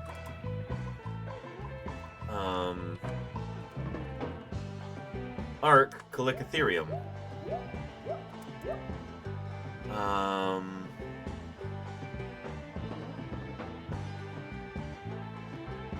let's see here.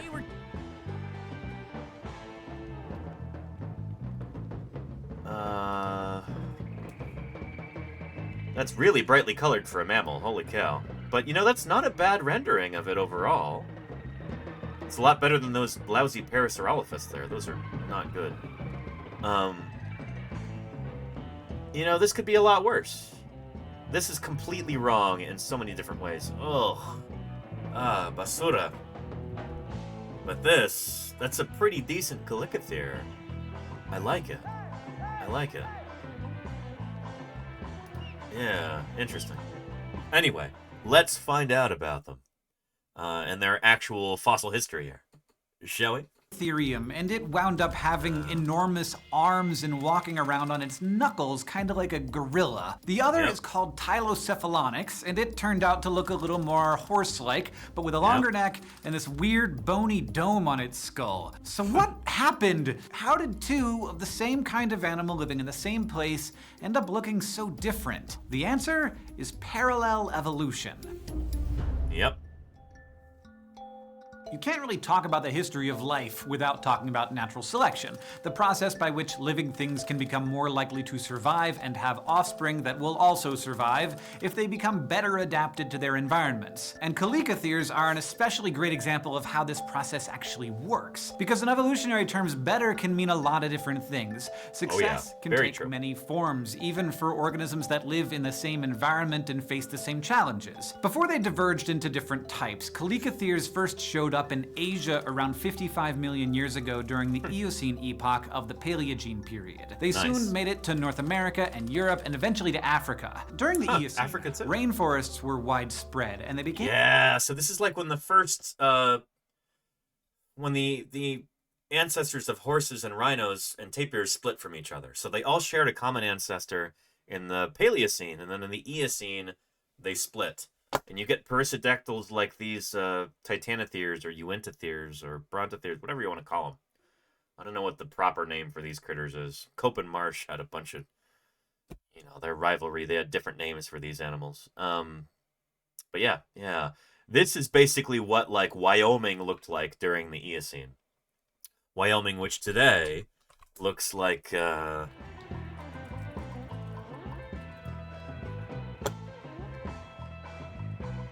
Today, much of Wyoming looks like this. Yeah, especially like southern Wyoming.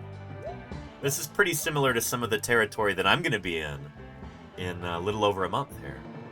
May 30th, I'm going to be out in the field in Wyoming, digging up dinosaurs, and this is the kind of territory. This is a lot what it looks like, except maybe a little bit more dry, less vegetation. But back during the Eocene, this is what Wyoming looked like. There were palm trees and ferns and all kinds of like subtropical foliage throughout here. It was almost kind of like a rainforest. You had crocodiles swimming around doing their thing, and these guys are probably ancestral tapirs right here. Yeah, pretty cool. Came home to a new group of herbivores, hoofed animals called perissodactyls, which today include horses, rhinos, and tapirs. Perissodactyl means odd-toed, and like many other members of this group, early Calicotheres had hooves, even though their hooves were split into two, which was kind of strange. But as the Eocene ended, Calicotheres' hooves had been replaced with something new: claws. Now, claws on plant eaters are rare. So rare, in fact, that the paleontologists who first found the feet of Calicotheres thought they must have come from anteaters or maybe giant pangolins. But we know now that Calicotheres were herbivores because their teeth bear the distinct scratches and pits that come from eating leaves, bark, and twigs. So instead of using their claws for digging, these animals probably used them to get at the tastier leaves that were higher up in the trees, a type of eating preference called high browsing. The claws may also have helped Chalicotheres stand on their hind legs and brace themselves against tree trunks, making it easier to browse. And they even had specialized neck vertebrae that allowed them to look up more easily than like a horse or rhino. So by about 40 million years ago, Chalicotheres had arrived at a single pretty successful body plan optimized for high browsing. But then things started to get weird. Soon after the ancestral Chalicotheres developed claws, they began to follow different evolutionary paths. They started to evolve in parallel. One group of early So, when he says in parallel, does he mean like divergent evolution, where you've got like phenotypic divergence, morphological divergence? When I hear parallel evolution, that almost to me implies convergent evolution. It doesn't sound like they're parallel, it sounds like they're divergent. Chalicotheres got very good at pulling leaves down to eat. So over time, those animals with longer limbs were more successful, until about 30 million years ago, they all ended up with big hulking arms, long claws on their front legs, and necks much shorter than their ancestors. And because of this new body plan, these animals started look at that. What a wild critter. How cool is that? So this might look like, I don't know, superficially, what do you think this looks like, chat? What's your take on what this critter looks like? There's no wrong answer here. Unless you say it looks like a coral or a flatworm or something, then you're wrong. But, Camel Kong, says Mayor of Space. Love it. It does have a gorilla-like aspect. It's almost like if you mixed a bear with an orangutan or a panda sun bear. What a big tapir. Yeah, so Cast the Dreamer, out of everyone on here, you were the closest to what it's actually related to, which is tapirs. This animal, a Chalicotherium, is a perissodactyl, so it's related to rhinos, horses, and tapirs. Even though it doesn't look very much like any of those today.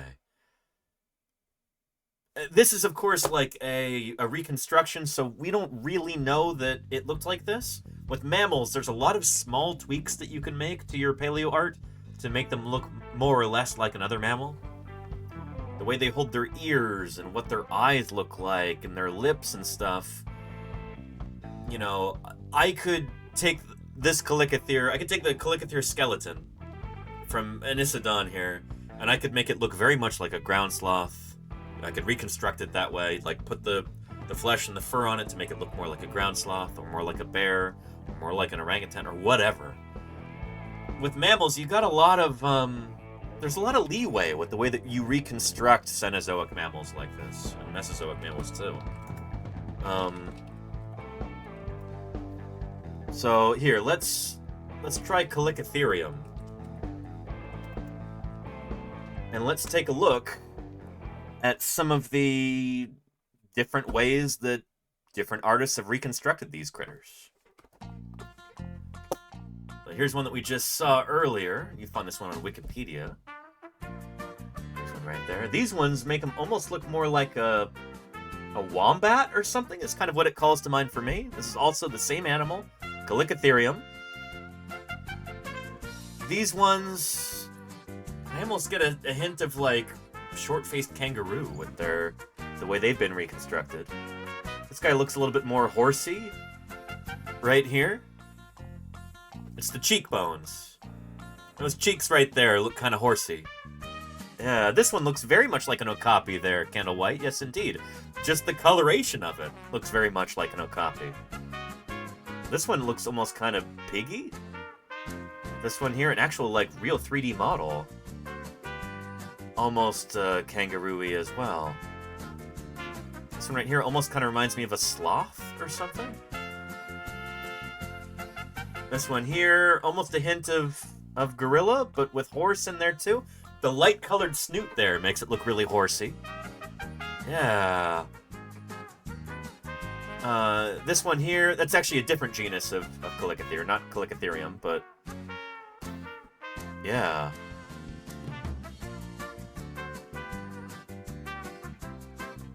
The thing is, for these critters, we don't have any living examples. And so you can kind of reconstruct, you just tweak it in slightly different ways, and it's like, it completely changes the aspect of them.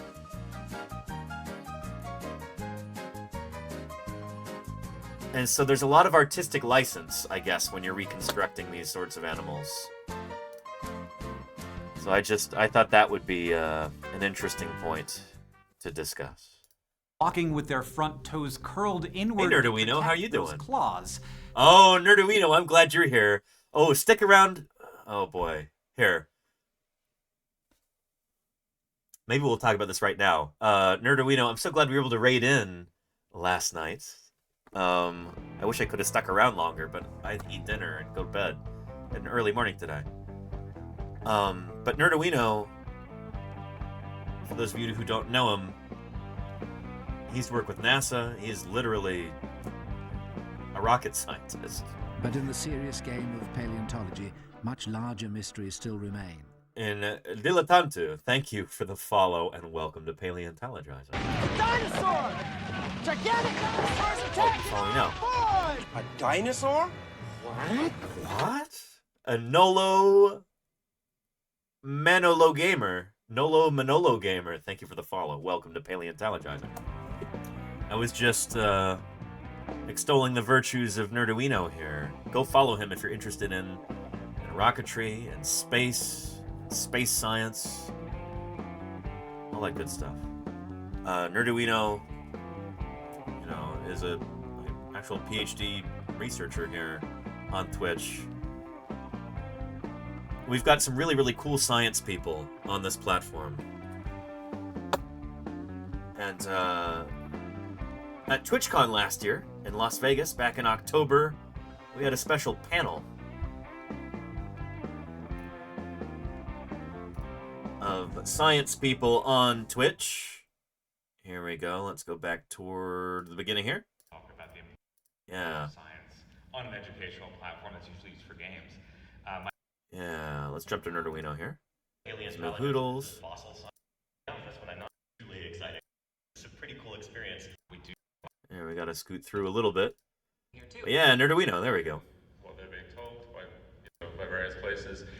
We cover a bunch of live rocket launches, which is getting increasingly difficult because the launch cadence now is crazy. There's like a launch every Yeah. But we do like all the Anywho, big if you like space and rocketry, you'll be interested in Nerduino's stream, so give him a follow right now. Don't miss out.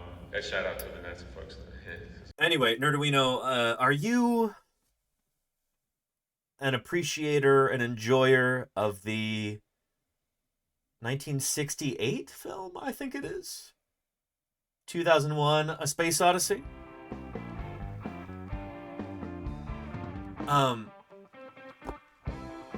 Because our animal that we're discussing today, the tapir, well, tapirs, there's 4 living species of tapir. They're one of the stars of that film. And I think a lot of people forget about that. You just watched it for the first time in a long time the other day. Very nice. That's the funny thing, Nerduino. When I first saw 2001: A Space Odyssey, a good friend of mine was, it's like his favorite film. And so he insisted that I see it with him. And when I first saw it, I thought it was supposed to be like a fantasy film. And I'll tell you why. It's because of this scene right here. The Dawn of Man sequence at the beginning. And look, tapirs. So, I don't know, from a very young age, I'd always been really interested in animals.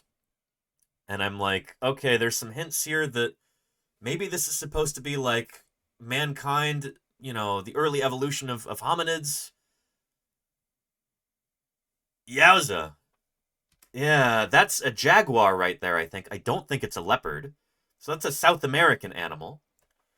Tapirs here are also from South America.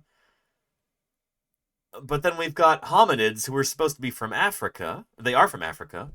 And so I didn't think that this was supposed to be like a realistic depiction. I thought this was supposed to be like a fantasy dream sequence or something. Because you've got animals from different parts of the world. And I guess Stanley Kubrick, like, was not aware of that, or maybe just didn't care. Maybe thought most audiences, you know, that wouldn't make a difference for them. But for me, it totally took me out of the film. I'm like, what in the world is this supposed to be? You know? Imagine if, like, you know, you're watching a film that's supposed to take place in, I don't know, in the middle of Texas. And then you see the Eiffel Tower in the background. You'd be like, wait, I'm sorry, what? It's completely wrong. What are we doing here? It's that same kind of thing, you know? Yeah. But yeah. Honor Do It says maybe he had Pangea in mind. That's literally like 200 million years ago. It's like 200 million years before this is supposed to take place, basically. So yeah. Yeah. Anyway, but apparently in the original script, it wasn't supposed to be tapirs. It was supposed to be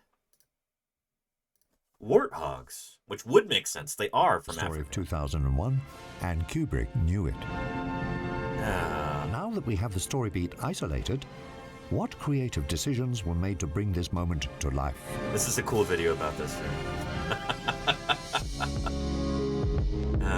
The process starts with a breakdown. And so we don't have any evidence of tapirs from Africa, Charlie's Dragon, not that I'm aware of. Tapirs first evolved in North America, and then they since spread into South America, Asia, and Europe. As far as I know, they've never been found in Antarctica, Australia, or Africa. Yeah. Everyone knows Kubrick is meticulous, and we can only guess how many decisions were made in this sequence. Which makes me wonder, did he do the tapir thing on purpose? Or did he just... He's like, oh, just swap the warthogs in for tapirs. You know, I'm sure they're from Africa too. Like, I wonder about that, you know? From the costumes and makeup to the shrubs and plants. Or even using tapirs instead of warthogs. Yeah, why? Why? I don't understand that. I don't understand it. It's a dinosaur, and this is a dinosaur too. And Hackrobatics, thank you for the follow. I appreciate you clicking that follow button, but this isn't your fault. That first one wasn't a dinosaur. That was a Dimetrodon. It's like a proto-mammal, not a dinosaur. Anyway. Instead, we're going to focus on the most important elements in this sequence. The tapirs, right? Right? On World Tapir Day? Let's start with the first appearance of the monolith. Anyway. This is actually a pretty cool video. I'll give you a link to it right here. But yeah, and Hollywood, Slim Pickens. No, Slim Pickens wasn't in this movie, Miss Yvette. He was in Blazing Saddles and in Dr. Strangelove. Yeah. Anywho, there you go, Salamander, yeah. At least there's not non-avian dinosaurs around the early hominids. That's a good point, Charlie's Dragon, yeah. Anyway, tapirs.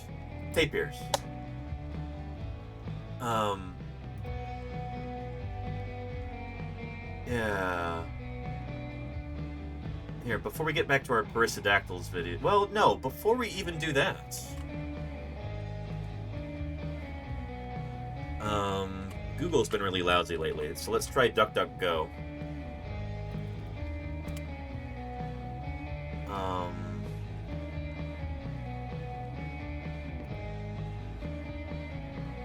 Here we go. Let's try... Why did Stanley Kubrick use tapirs in 2001 Space Odyssey?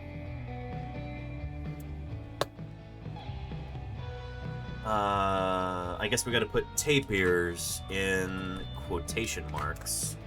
So we make sure that we get that. Yeah.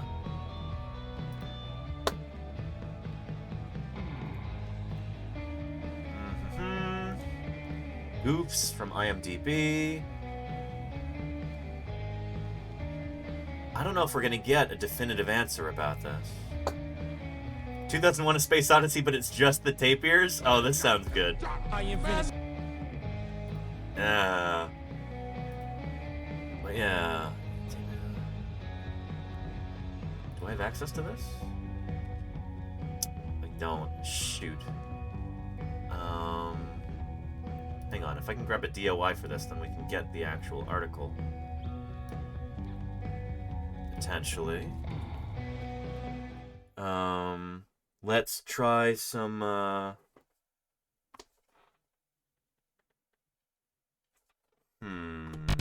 Access denied. Now let's try here.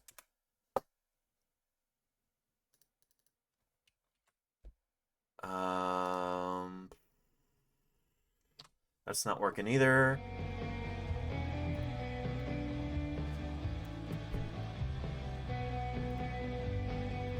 Nope, shoot. I don't know if I'm gonna be able to access that. But IMDb, oh goodness. What we've been brought to here. Yeah. They're Baird's tapirs in the film. They live in tropical forests in Central America and South and Northwest South America. You'd never see them in Africa outside of a zoo, nor in the very dry habitat shown in the film. Of course, they need water nearby. They're kind of amphibious animals to a certain extent. But tapirs look exotic to most viewers. They were a reasonable choice for the film, I suppose. Yeah. But yeah, oh, be nice to the tapirs. Don't do that. Goodness. Yeah. They're easy to work with, basically. That does make sense. Yeah.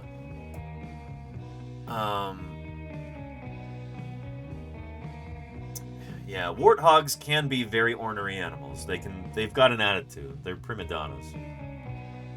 It's probably especially on camera. So I get it. I get it. But, you know, for this aspiring paleontologist, ages ago, that took me straight out of that movie. Yeah. Anyway, let's have a little intro to tapirs to anybody who's just waltzing in right now. What in the world is a tapir? And now, 8 amazing facts about Baird's tapir, the intriguing animal you're gazing at this very moment. Number 1, you may never have seen this animal before, but it's been here longer than we humans have.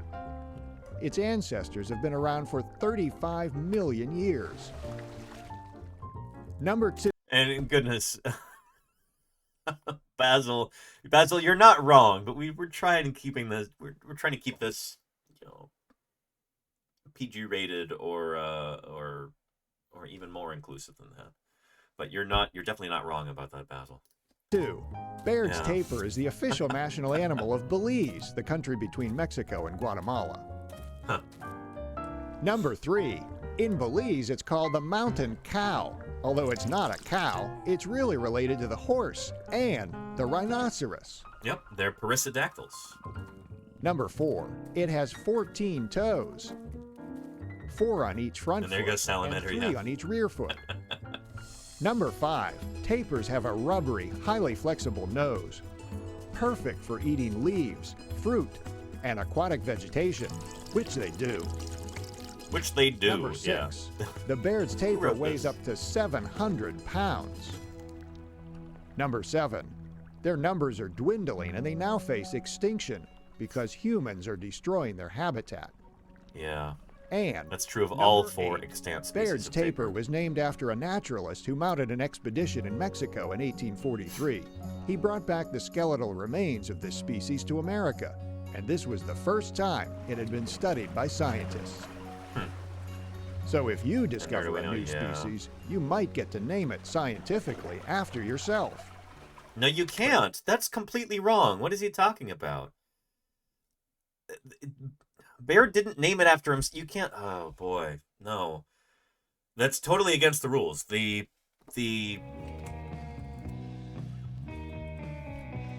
International Commission on Zoological Nomenclature.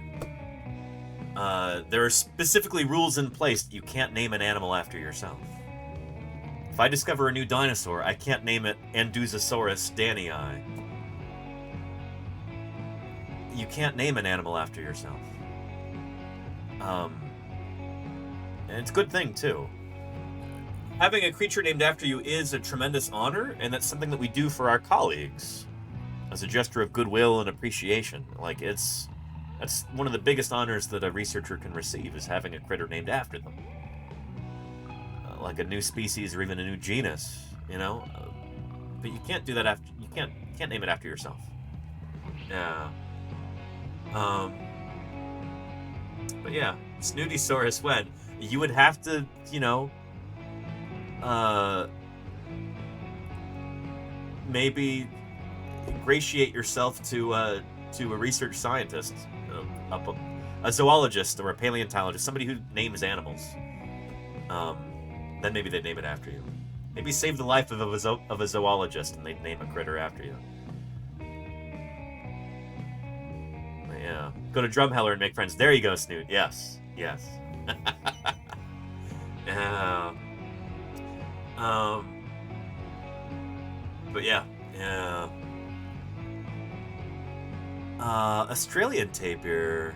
I have not seen that night streamer, no, but that's really interesting. That might be a good example of convergent evolution there. Let's take a brief look at this. Paleontologizing? Yeah, there we go.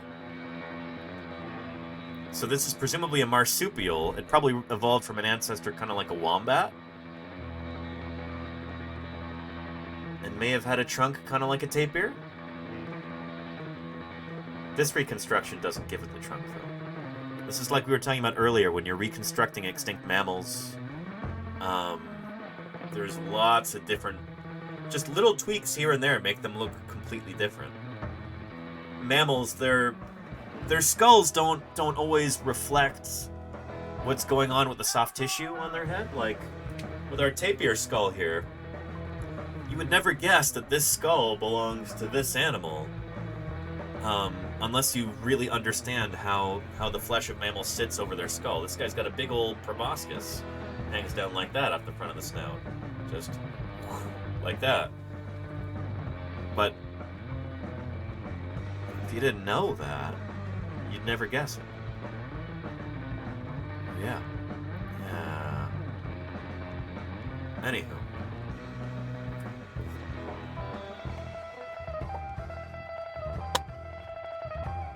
Paleontologizing. I've never heard of this critter. Ancient leaper is an extinct giant, a genus of large terrestrial herbivorous Australian marsupial, the family Paleontologizing. It's got a whole family named after it. Living from the Miocene through the late Pleistocene. Had highly retracted nasal regions, suggesting that it had a prehensile lip, as well as highly unusual clawed forelimbs that were used to grasp vegetation. And Richard Owen named it back in 1873. Wow. He probably thought it was a giant kangaroo to give it that name, Ancient Leaper.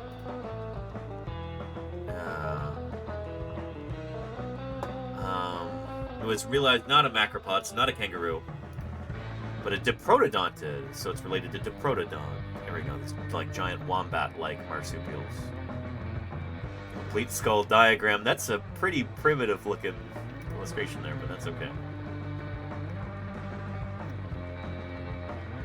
Guess it gets its point across. So there's an outdated reconstruction with the trunk. Is it now thought they didn't have a trunk? Paleontologizing skulls feature large nasal openings, and this has led to a theory, I would say a hypothesis, not a theory. The animal had a large trunk. Extremely small eye sockets suggest very limited vision, so Paleontologizing might have relied primarily upon olfaction.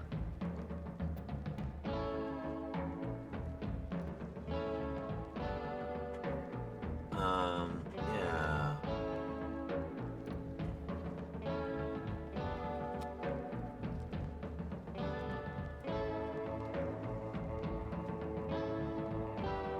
I'm not seeing anything, like, directly contradicting this idea that the animal had a trunk. I don't know. It's cool that there are so many weird, neat Pleistocene mammals. This is a critter that the first people to arrive in Australia would have encountered. You know, just a few thousand years ago.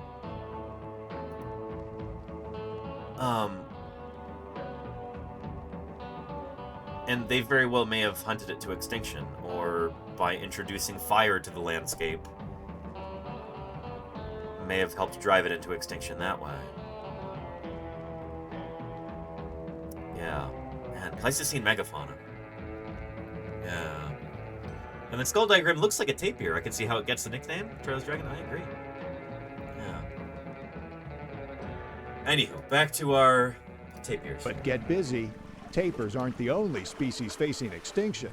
So are an unknown number of species yet to be discovered. Yeah. Interesting stuff. So, we're talking about tapirs. Tapirs belong to a group of animals called perissodactyls, the odd-toed ungulates here. So this is rhinos, horses, including zebras and donkeys, and tapirs. They all diverged from each other about 48 million years ago, or this group diverged about 48 million years ago, and since has split. Tapirs here. Our modern group of tapirs, it seems like this genus, the only living genus of tapir, Tapirus, seems to have originated about 24 million years ago. But there would have been tapirs before this, up until about the... I think tapirs first evolved in like the late Eocene, maybe? Like 40 million years ago? Something like here, yeah, about 40 million years ago. In the late Eocene there. So about halfway through the age of mammals, I suppose. Dinosaurs, except for a handful of birds, go extinct 66 million years ago. The Cenozoic era is often called the Age of Mammals. Mammals first start to take off during the Paleocene. Without the dinosaurs to push them around anymore, suddenly they can diversify into all kinds of different niches, different body plans, different ecologies. They can become camels and whales and horses and tapirs, primates and bats and lions and tigers and bears. Where before, none of those existed during the age of dinosaurs. So anyway, but it's... You know, it makes me wonder when exactly the first tapirs are thought to have evolved.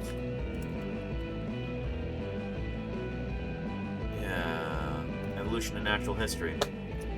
The oldest known members of the family, Tapiridae, such as Protapirus, are from the early Oligocene of Europe. I thought they were from the late Eocene. Wow. So they might be from the early Oligocene instead of the late Eocene. So we're like already halfway through the age of mammals before the first tapirs evolved. That's interesting. Huh. Yeah. Anywho. And, talking about Meropus, we're talking about Calicotheres, Casey Snowart. Yeah. Let's get back to that. We're, of course, celebrating World Tapir Day. Tapirs are a kind of perissodactyl, an odd-toed ungulate. These used to be like the dominant big plant-eating mammals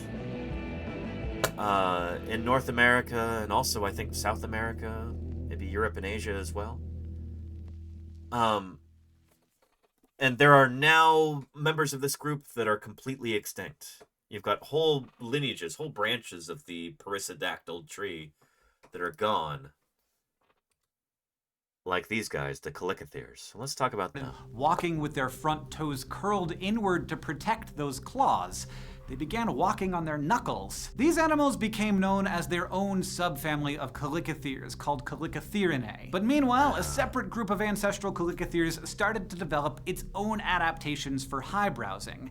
Its early members were much better at nibbling leaves right off the trees without having to pull them down. Over time, those that were taller and had longer necks were better at getting food, until eventually they looked more and more like long-necked horses, might be or Moropus maybe right short-necked giraffes. And they still had claws too, but all their legs were about the same size, and these animals were bigger and heavier than their long-armed cousins. So knuckle walking was not an option for them. Instead, they acquired the ability to retract their claws. They had specialized tendons that helped them pull their claws up while they walked, and the tendons were further strengthened by a fusion of several bones. That is a really, really cool skeleton. I completely agree, Casey. They're so neat looking. In their toes. And in many members of this group, domes also appeared on their heads.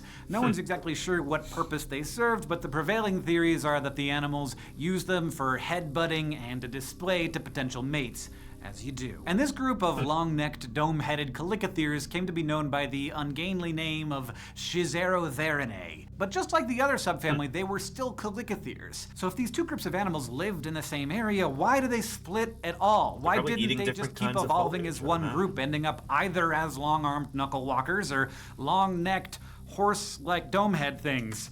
I bet you it's probably even allopatric speciation. I bet you they're moving into slightly different environments. Some are probably living in more forested environments, and some are probably living out on the open plains, I'm guessing. Promise I've never seen this video before. I'm a dinosaur paleontologist. I don't know a lot about Cenozoic mammals in general, especially not when compared to what I know about dinosaurs. I don't work on these critters. This is outside my realm of expertise. This is outside of my, my field of research.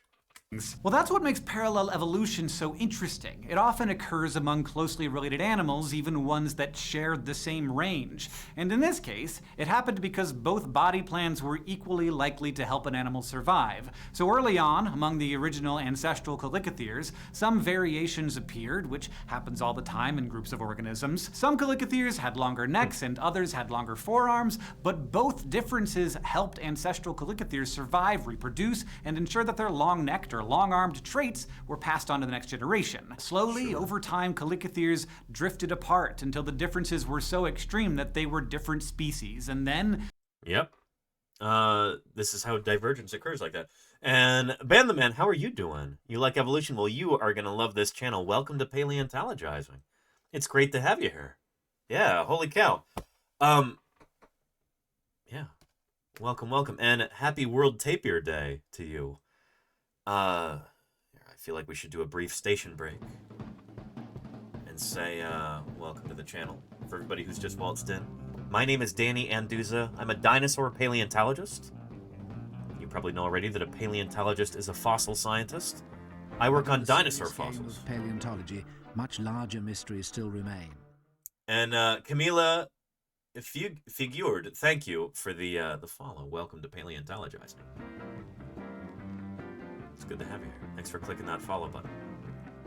As a dinosaur paleontologist, I work on dinosaur fossils in particular. Most paleontologists do not work on dinosaurs, and I try and be responsible and make that point pretty often. Paleontology is the study of fossils in general, from Cenozoic mammals like our Chalicotheres here, to Paleozoic trilobites, to fossil plants and fossil plankton, to fossil amphibians, to dinosaurs and other critters. If there was an organism that lived a long time ago and left a record of its existence in the rock record, it left some indication that it once existed in the form of a fossil, there's a paleontologist who studies that. Paleontologists study fossils in general. It's probably fewer than 5% of paleontologists study dinosaurs. But, I'm one of those. Dinosaurs are what I study, what I publish on in the scientific literature, and what I dig up during the summers. Really looking forward to taking you out on some more dinosaur digs this next summer, like I did last year. In a little over a month, I'm going to be leaving again for Wyoming. And then I'll be here in Utah from mid-July through mid-August. And that is going to be a ton of fun. We've got new species of dinosaur to excavate. It's exciting stuff. So, really stoked for that. It's going to be really cool. And Caterpiggle says, why did you choose to study dinosaurs? Because I really like dinosaurs. I've just always been utterly fascinated by dinosaurs in particular, since the time I was a very small child. And always knew that that's what I wanted to do. So here I am. And what percent of paleontologists study fossil poo? Coprolithologists? Paleontologists study coprolites? It's just a handful of scientists around the world. It's not very many. Yeah. There's probably fewer than a dozen coprolite specialists in the world. But yeah. And Ban the Man says, what happened to trying to reverse engineer a chicken back into a T-Rex or Velociraptor? Well, not into one of those specifically, but I know what you mean, yeah. The Dino Chicken Project. I was obliquely a part of that. My old boss, Jack Horner, that was his idea, the Dino Chicken Project. And he's still working on it. Dana Rashid is the lead researcher on that now. Yeah. And here's her TEDx talk about that. Yeah. She's been focusing on the tail, which turns out to be really difficult, trying to get that tail to lengthen in a chicken embryo. But if you want more information about that, here's a YouTube link. I'm trying not to get too sidetracked here. But it's an ongoing project. And the really cool thing is you might say, well, what is the point of trying to back engineer a chicken into something resembling a velociraptor, for instance? What possible good could emerge from that? You know, you scientists are just, you're wasting your time. Who cares? What possible good for society could that yield? Well, we'll let Dana explain real quick here. If we can understand how changes in DNA cause physical changes, we can better understand how traits evolve, and we can better interpret the fossil record. True. Since the Dino Chicken Project is an out-of-the-box type endeavor, we've made some out-of-the-box discoveries. One surprising finding is a correlation with ankylosing spondylitis. Awful disease. Where your vertebrae fuse together and the discs between your vertebrae can erode. It's extremely painful. Horrible, debilitating disease. And it looks a lot like the fusion of bones at the end of the chicken tail. Since there's no good animal model for ankylosing spondylitis, we're proposing to study it in the chicken. Who knew? Yeah. Following all of these clues in genetics and development makes me feel like a detective in my very own whodunit story. Like detectives, we as scientists have hunches or hypotheses as to how we think something happened or how something worked. I can tell you I've had many, many hypotheses, and I am almost always wrong. But I don't mind. It's true for all scientists. I don't, because in every case I've been wrong. The real biology has been far more amazing than my imagination could have ever conceived. Every day I walk into lab and ask, how will my mind be blown today? And I am rarely disappointed. This reverence for nature I've had since I was a kid, when I found out that the world is actually billions of years old, and we didn't just magically appear, but we, like every other living thing on this planet, have long and rich, varied and beautiful evolutionary histories. It's been an incredible privilege working on this project, and it's been an absolute privilege talking to you today. Thank you. Cool stuff. Again, here's that link. That's the thing, whether we're studying dinosaurs, we're studying tapirs, or honestly studying anything in the natural world, I think all scientists are kind of driven by this passionate curiosity. We want to know things for the sake of knowing them. But luckily, the discoveries that we make usually have societal benefits as well. And that's pretty cool, you know? Yeah. And Enlightened says, my only quandary is that you are creating animals which are suffering, potentially. That is equally the case with mice, etc., and I quietly accept it. Yeah. I don't know. Anybody who would object on strictly moral grounds to running experiments on chicken embryos, it's like, well, do you eat chicken? Do you understand the horrible things that people do to chickens so that you can eat them? It's absolutely appalling. And I don't eat chicken because of that. I don't eat animals in general. And that's a personal, you know, decision that you can make on ethical grounds. But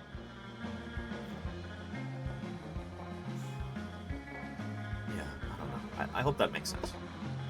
Yeah. But yeah.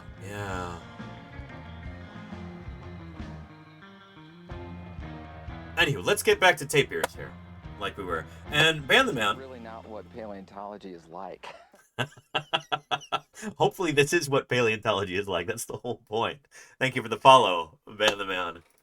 The whole point of these streams is to show you how fossil science works, and, you know, when I can, actually, you know, walk you through it, like I'll be doing again this summer. Really excited about that. So, yeah. Where's our Calicotherium video? Here we go. Different subfamilies, but they both remained really good at doing one thing, eating the tops of trees. Of course, as you know from the lack of them, their success didn't last forever. Despite their specializations, Calicotheriums aren't with us today. The last of both families died out in North America 10 million years ago, and they lingered in Asia and Africa until around 1 million years ago. One possible clue to their demise is the rise of the artiodactyls, herbivores with 4-chambered digestive systems like deer, cattle, and hippos. Yep. When you hear that, oh, cows have 4 stomachs, that's not strictly speaking true. They don't have 4 different stomachs.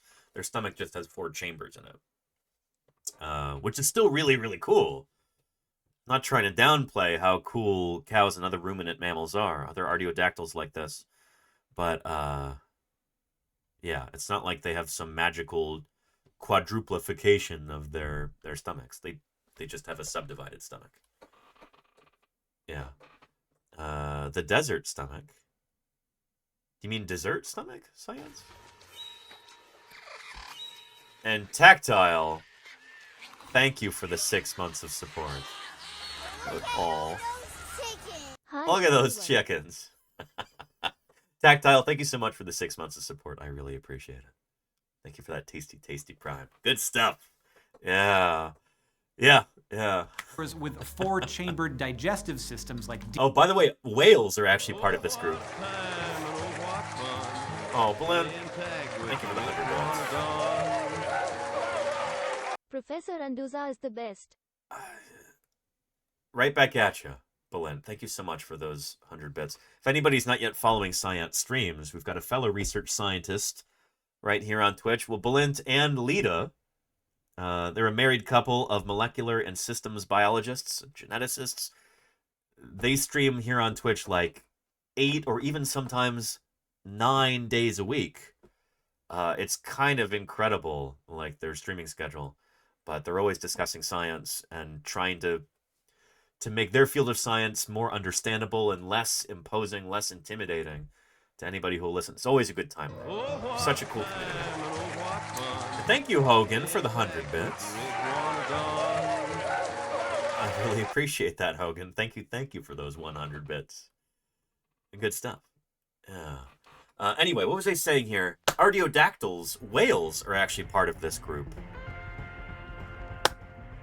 if we go back to one zoom here, go to whales. I guess I gotta open this in a new tab now for it to work properly. There we go. There's whales, dolphins, and porpoises. What I just call whales. The cetacea. Cetaceans are whales. They belong to a group that also includes hippos, and if you go out a little bit broader than that, they belong to a group that includes giraffes, and goats, and bison, and moose, and antelope. The artiodactyls. The even-toed ungulates. Yeah, or cloven-hoofed ungulates. I still call them artiodactyla. I don't know if this term is actually caught on. Cetariodactyla. We now recognize that whales are part of this group, too. It was a big mystery for a long time where whales belonged on the mammal family tree. And nowadays we recognize that whales evolved from almost kind of wolf-like hoofed mammals. Lived on land. Critters like Pachycetus there. We've got fossils of it from Pakistan. Ambulocetus, the walking whale. Very clearly an ancestral whale, and yet it had limbs that it walked around on. And then as time goes on, these critters get better and better adapted to life in the water. Genera like Cuchacetus here. And then I think we're going to jump from them to Dorudon. But there's a bunch in between as well. They could have had like 30 of them. Just bing, bing, bing, bing, bing, bing, bing, bing, bing, like that. Just small variations between them. Like a nice kind of smooth spectrum. But they probably had a limited animation budget for this, so they didn't do all of them. Yeah. Home of the range where the perissodactyls play? Well, deer and antelope are artiodactyls, actually. Gary and Kellis. Yeah.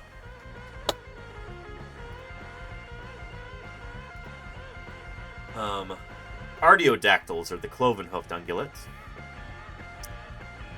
Perissodactyls, we can jump to them, or kind of go out and find them. Cloven-hoofed ungulates. 1, 2, 3, 4. Are... Shoot, where are they? Oh, they're further up. They're closer to... Here. Wait, goodness, where were we? They're artiodactyls. There we go. Cloven-hoofed ungulates right there. To get to the perissodactyls, the rhinos, the tapirs, and the horses, they're over here. Right there, the odd-toed ungulates.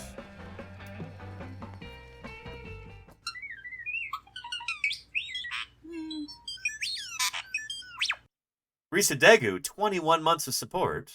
Hey, somehow this happened. Somehow this happened thanks to your support and generosity, Risadegu. Thank you for keeping this channel going for the past 21 months. Really appreciate it. Thank you. Good stuff. Yeah. It's like half a... There you go, Uncle. Yeah. Almost a whole year, right? Thank you kindly, Risadegu. Really appreciate you. Anyway, it's World Tapir Day. Let's get back to the perissodactyls. And then we can talk more about tapirs.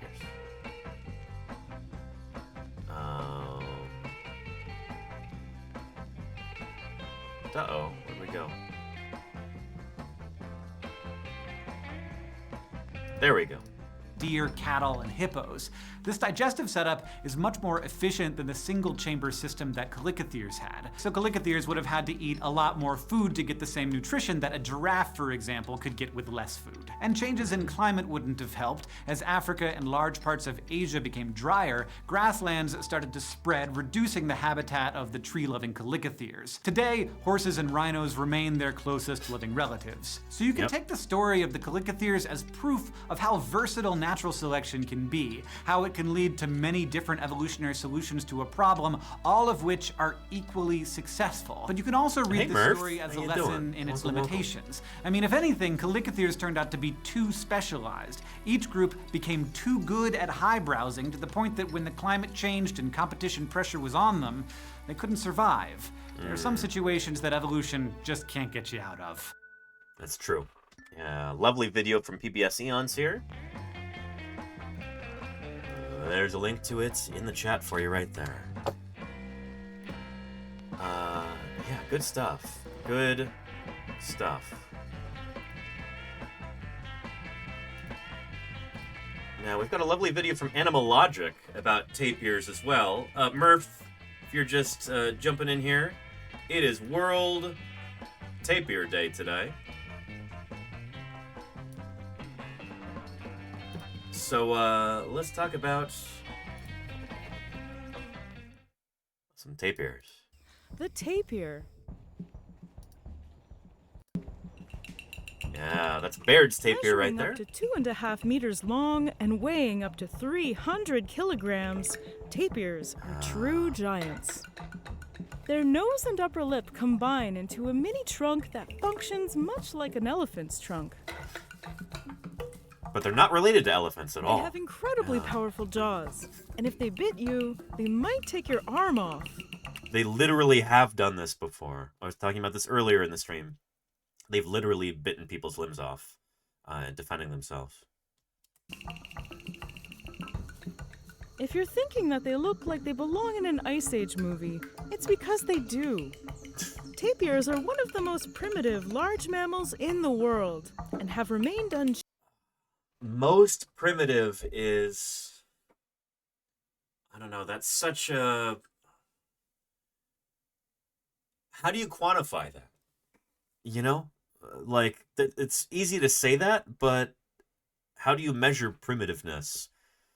They're not even one of the earliest diverging groups. Like, they're not one of the most primitive groups. Risa says it's rude. I mean, you could say most basal or earliest diverging, but that's not true either. Yeah, I don't know. It's just incorrect. Yeah, primitivity is in the eye of the beholder. I mean, to a certain extent, yeah. Changed for roughly 20 million years. If we're not... And Science Stream says, tapirs are such a beautiful animal. I'd love to meet one day. I was trying to do some literature searches, and all I found was studies on eDNA and their conservation. Nothing fancy yet. Yeah, they are kind of an understudied group of mammals. I'm really glad that they've got their own day. You know, World Tapir Day, that's pretty lovely, but man, do they need some more love. They're pretty charismatic critters, but there's not been a lot of work on them, honestly. You know? If we're not careful, they won't make it the next 20 million. Yeah. Endangered. There are less than 6,000 Baird's tapirs left in the wild.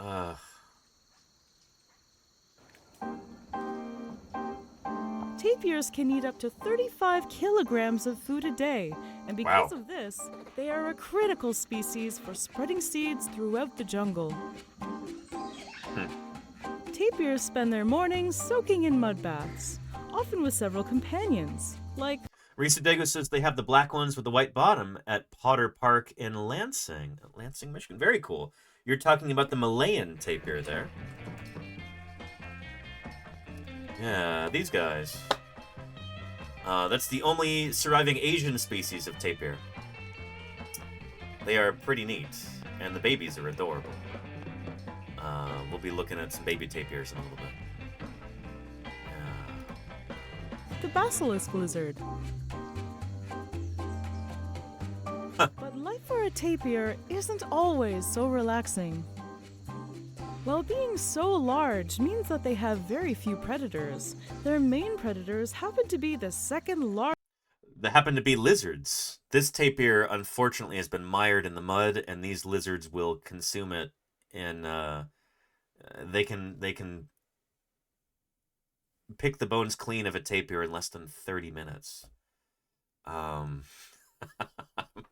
totally kidding. No, these are little basilisk lizards. They eat bugs and stuff. They're just, lounging around on this tapir because, it's a good place to sit. Largest land mammal in South and Central America. Yeah, jaguars will eat tapirs. The jaguar. Caterpillar. Hoping to catch the tapir in its morning mud bath, the jaguar silently approaches. Uh-oh. But it's not silent enough.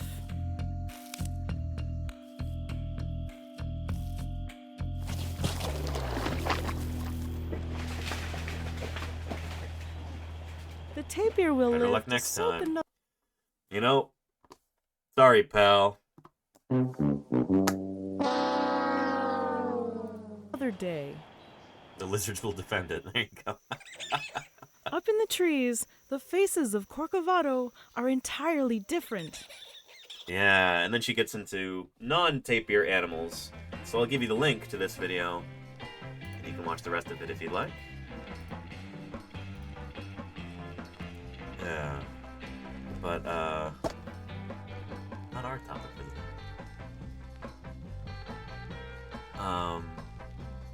But yeah. And saw small frogs crawling all over a huge Bengal tiger to eat the flies that were all over him. It was such a surreal thing to see. Beards, yeah. I betcha that kind of behavior is what prompted or inspired this.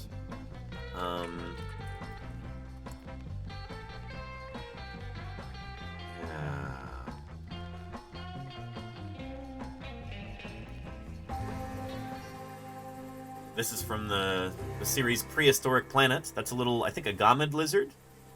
This immense carcass could be promising. Lizards want to have a meal. They're not after the sauropod. They're not after the sauropod a potential flesh. Feast for many.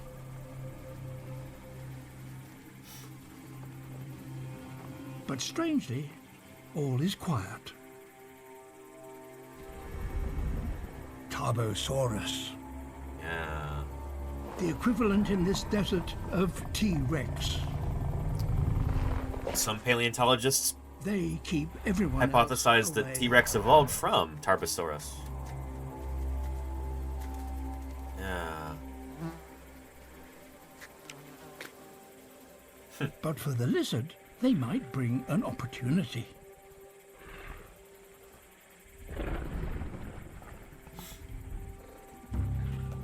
Yeah, we're huge fans of David Attenborough here. Man the man. If there is one thing that attracts flies more than a carcass,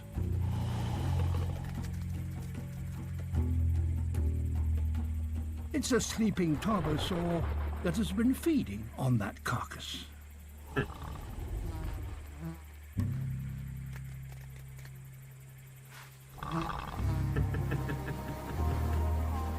Yeah. The lion cooling off. Exactly, Salamander, yeah. Yeah. What do they eat? They eat other dinosaurs, Gary and Kellis. Tarbosaurus, yeah. Just like their North American cousins. They eat other dinosaurs. And there were lizards like this back then, yep.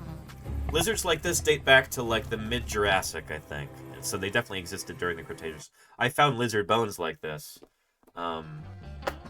In the Hell Creek and Judith River formations in Montana back in the day. Yeah.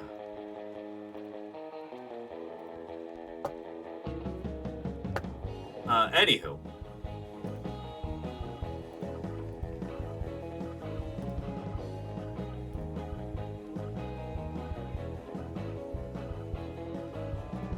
Let's take a look at the proboscis of the tapir real quick. Which is pretty interesting. Again, these are tapir skull right here. Just looking at this, would you guess that there would be a big fleshy proboscis, like almost a short trunk on this animal? I don't know. I probably would, because just like an elephant, it's got that huge singular external nares. The two bony nostrils have kind of fused into one right there. And, yeah. That results in this.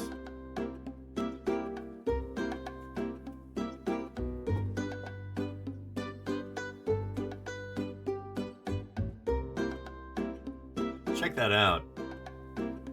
It makes a lot of sense if you don't have hands to manipulate objects with. Having a trunk like this can be a really excellent tool. It kind of reminds me of the lips of, like, a moose. Moose also have got these lips that they can manipulate objects with. They're, like, prehensile, basically. I've read somewhere that moose are actually notorious for escaping from zoo enclosures because they can open up the levers to gates using their lips. Moose are also pretty smart. But yeah, when you're an herbivorous animal, and you're a browser rather than a grazer, when you're selective about the food that you eat, having something on your face like that can manipulate your food is really useful.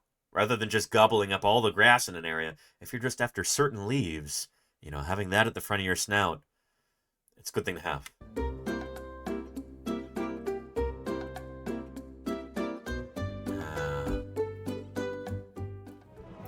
Cool stuff.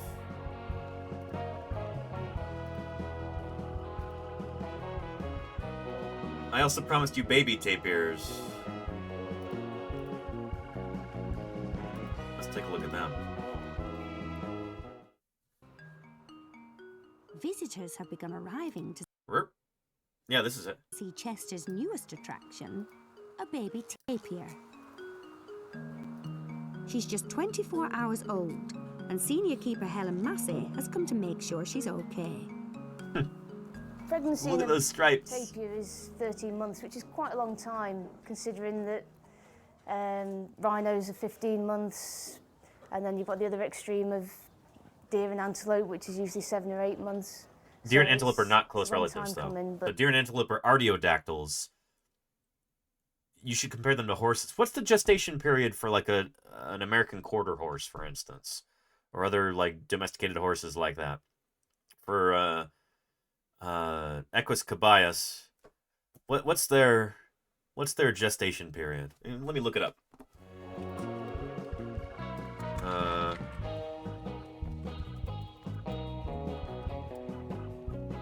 11 to 12 months. That's a long time. So it seems like perissodactyls in general, yeah, they have long gestational periods like that. Whether you're a rhino, whether you're a horse, whether you're a tapir. 11 to 12 months. That's a long time. Yeah, they take a long time. That bun is there in the oven for a good while. but definitely worth it. Tapirs are natives of South America and distant relatives of the rhino and the horse. Helen's delighted to see that Mum Jennifer and Dad Cusco are taking good care of the baby. Jennifer's a very good mum, and Dad's also a good dad. I was cleaning them out this morning, and they were both taking it in turns to come in and check on the baby, and then just kept swapping around all the time. She's still a bit wobbly on her legs. She's been pushed around quite a lot by Mum, being told where to go. And obviously the markings are great. All the babies have stripes up until they're about 9 months old, just for camouflage really, because obviously they won't move around very much, so they need to keep hidden. Some people say that the baby tapirs look like mint humbugs. They're, which is true. They're very stripy, and it's the brown and cream colour. Really good description of them. The baby will be allowed out in a day or two.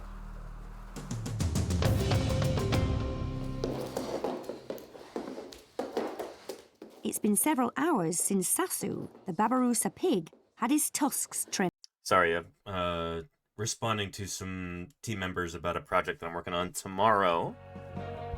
Something paleontology related. Very excited about this.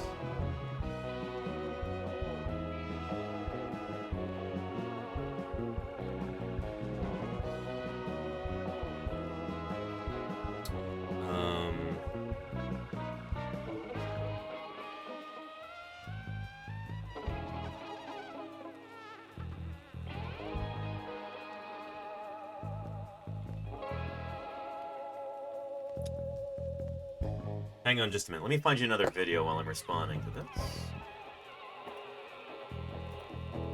Here we go.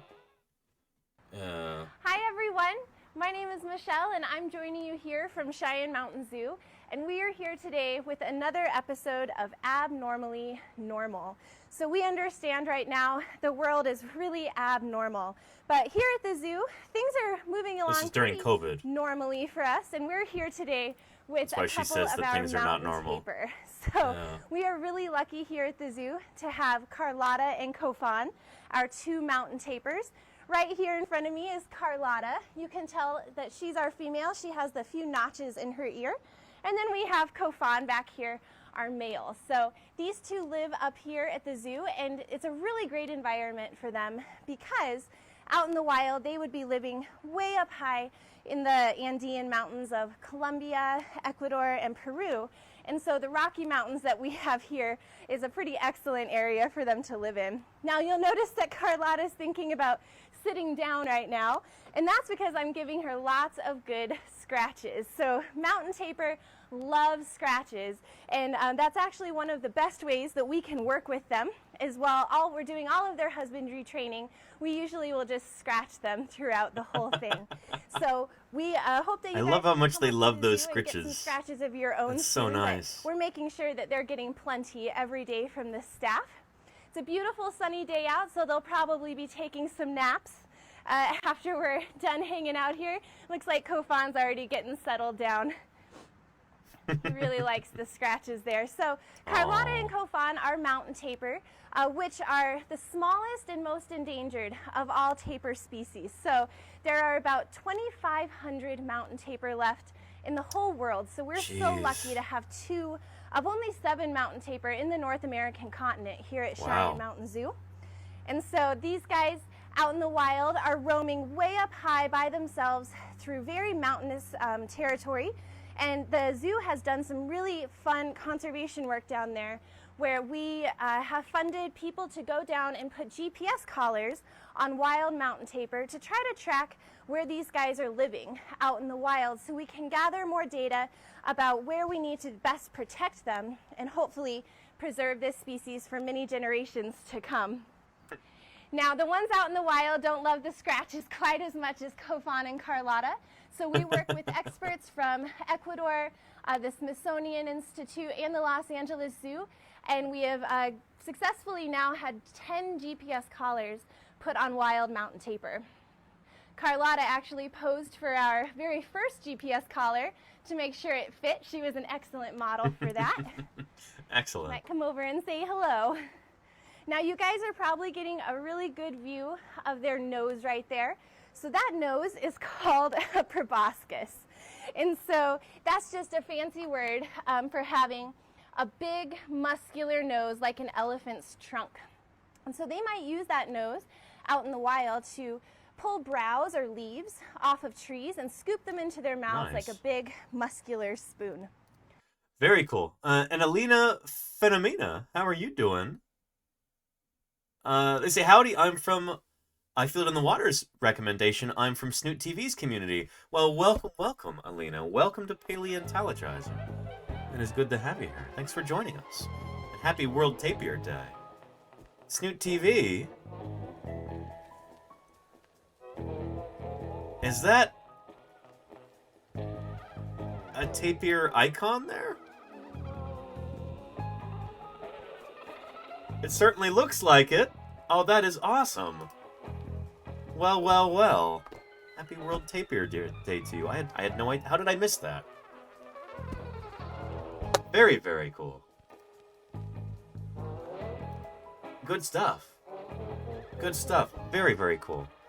Well, it's so wonderful to have so many tapir aficionados in chat. I don't have to tell you how cool these critters are. You already know. It's neat. We can focus on their evolution, their evolutionary origins, their fossil history, all that good stuff. Very cool. Very cool. Now, you guys also could check out their really cool feet if you'd like. It looks like Kofan's showing you one off right now. And so these guys are hoof stock animals.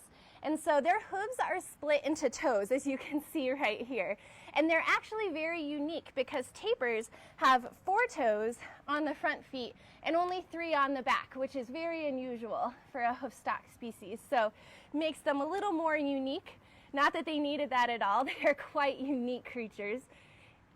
Now, as I said, mountain tapir are the smallest of all tapir species, but believe it or not, these guys can actually weigh almost 400 pounds. Carlotta here weighs about 360 pounds right now. So they are still pretty large mammals that we get to go in with here at the zoo. But these guys love the scratches so much. As long as we take some good safety precautions, we're pretty able to work really closely with them here at the zoo. Pretty neat. And what did she say? Pretty large animals. They are still pretty large mammals that we get to go in with here at the zoo. But these guys love the scratches so much. As long as we take some good safety precautions, we're pretty able to work really closely with them here at the zoo. Nice. And there have been people who've been severely injured or even killed by tapirs before. But you kind of wonder, like, how are people provoking them? You know? Can they breed in captivity? They can indeed, Bookworm. Yes, indeed. Yeah.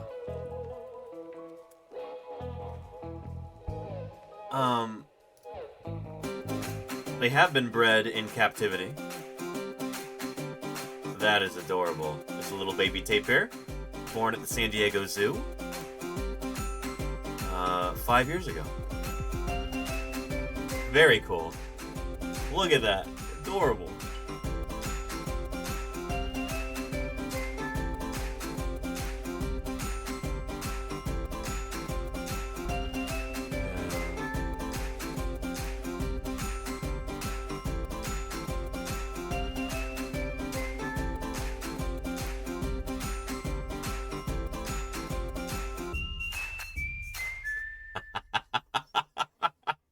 A little proboscis, just gorgeous.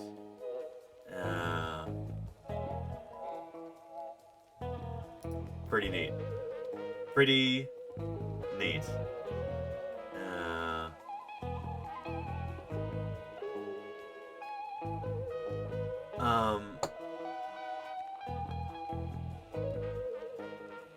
And the babies really enjoy scratches as well. Take a look at that. Oh. That stripy pattern that they have is so distinctive. It really is. It's so striking.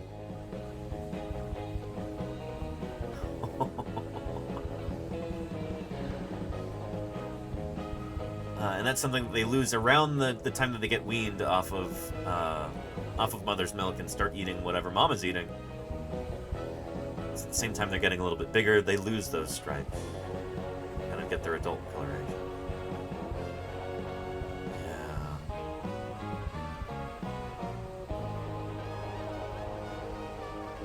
What a beautiful, adorable little critter. They are so cool. Here's a link to that video there too. Yeah. And you want one? They don't make good pets, Ice Allen. Yeah. You're on your way to the San Diego Zoo. Well, say hello to the tapirs there for us, Caterpiggle. That's awesome. Very cool.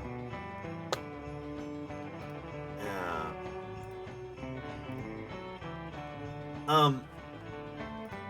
Now let's talk a little bit about the evolutionary history of tapirs. Where do they come from? Welcome to Utah State University's Vertebrate Paleontology course. My name is Benjamin Berger, and in this video we will quickly describe the major groups of both living and extinct perissodactyla. These are the odd-toed ungulates that today include rhinos, horses, and tapirs, but in the distant past included a vast array of interesting creatures that we will discuss quickly in this video.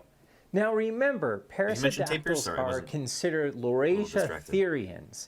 This is a massive clade of mammals that includes moles and bats and lions and horses and deer. And most molecular phylogenies recognize that perissodactyls and artiodactyls, which include whales and dolphins, the Set Artiodactyla, together form a branch of Laurasia-therians onto themselves, and these are called the ungulata. Now, and so I don't think our tree here actually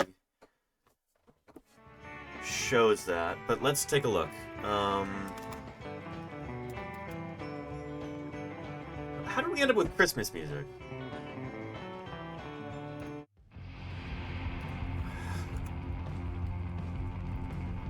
So reindeer are not odd-toed ungulates like you see here. They are even-toed ungulates. They're artiodactyls, like he was talking about. And the artiodactyls are over here, the cloven-hoofed ungulates. So yeah, the idea that these guys, the perissodactyls and the artiodactyls, form a clade called ungulata, I don't think that's the general consensus anymore. I don't know for sure, because I'm not a mammal guy. I don't actually work on mammals. I don't publish on mammals. But, yeah, here, the perissodactyls, the critters Benjamin Berger's about to talk about, they're grouped with carnivorans, with pangolins, with critters like that. Closer to pangolins than they are to deer or hippos or whales. Ecological phylogenies also support this branch because these mammals have hooves and walk on their toes. But once you start looking at the fossil record, there's an amazing variety of extinct creatures that appear to be ungulate or ungulate-like mammals, but don't fit easily into the perissodactyl, artiodactyl division of modern mammals.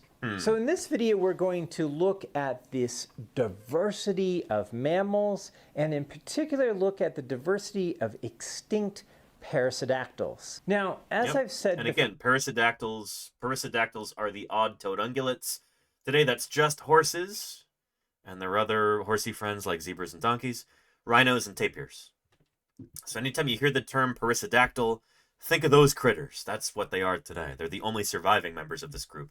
But there used to be many, many more, and he's going to tell us about some of these. For a much better way of dividing ungulate mammals in the fossil record is whether they have the axis of the feet down the third metatarsal, the mesiaxic condition, or between the second and third metatarsal, the paraxic condition. Now, Anyway, we'll get into some of that. Let's get to the tapirs here, though.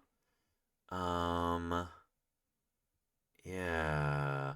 There's so many different weird kinds of perissodactyls. Toxodon, the Typotherias, the primitive smaller sort of mammals, the rabbit-like Heggetiotherians, the star beast, Yeah, I don't know if... Yeah, these guys I think are perissodactyls, like Uintatheriums. Horned and saber-toothed Uintatheres. And lastly, the fire beasts, the Pyrotheres. All these mammals exhibit a mesiaxic condition, but are not considered true perissodactyls. They're like... Interesting. So they're like stem perissodactyls. The dead uncles and aunts to the group. Now, all of these mammals are New World mammals living in North America or South America and lived during the Paleocene with groups surviving into the Eocene in North America.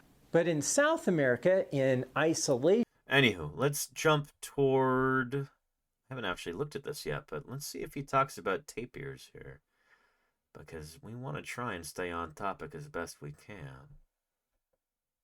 Calicotheres. We talked about them earlier. Miocene epoch. The Brontotheres, these large rhino-like mammals, some with 2 large horns on their skulls, were common during the... And those Straeotheres, I forget what they're called. The star beasts. Yeah, they've got some sort of like radial symmetry to their teeth, I think, which is why they're called that. That's my guess.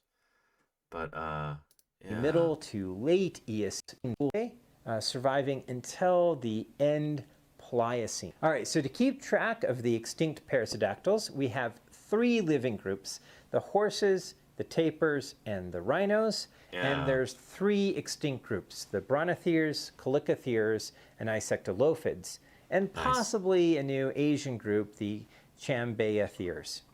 The Brontotheres and Calicotheres both appear toward the Middle Eocene, with Brontotheres possibly more closely related to horses and Calicotheres possibly more closely related to tapirs. The tapirs and the rhinos together form a group called the ceratomorphs, although there is not strong molecular support. Horn form. There is some support, similar morphology between the two groups. The insectolophids are basal ceratomorphs. Anyway, let's get to the tapirs here. Yeah. In their evolution, tapirs had trunks. Likely let's go back a little bit. To probably both rhinos and tapirs. And they kind of look like a modern tapir, but they lack the fleshy proboscis or trunk that modern tapirs have. Fossil tapirs are known in the early Middle Eocene, and they have So this contradicts what Wikipedia says about this. I wonder if like Cenozoic mammal Wikipedia just is not nearly as good as dinosaur Wikipedia usually is. Dinosaur Wikipedia is usually pretty excellent. There might just be less love for the Cenozoic mammals on Wikipedia. But yeah, the earliest, according to Wikipedia, the earliest tapirs in the fossil record are earliest Oligocene, I thought.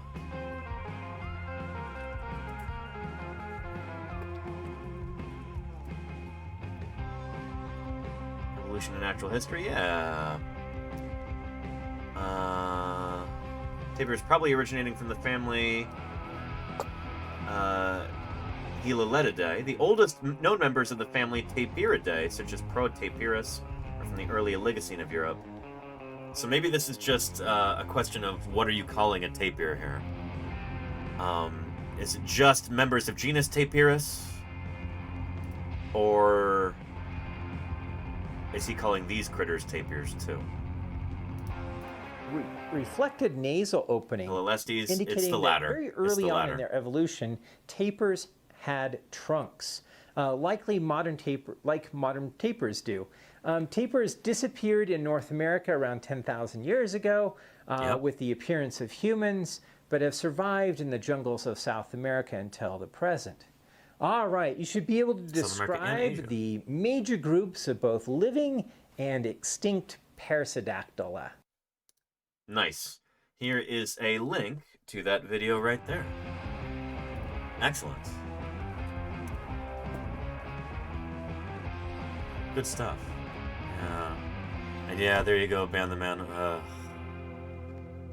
Kind of lousy what happens when humans show up in an ecosystem sometimes. Yeah.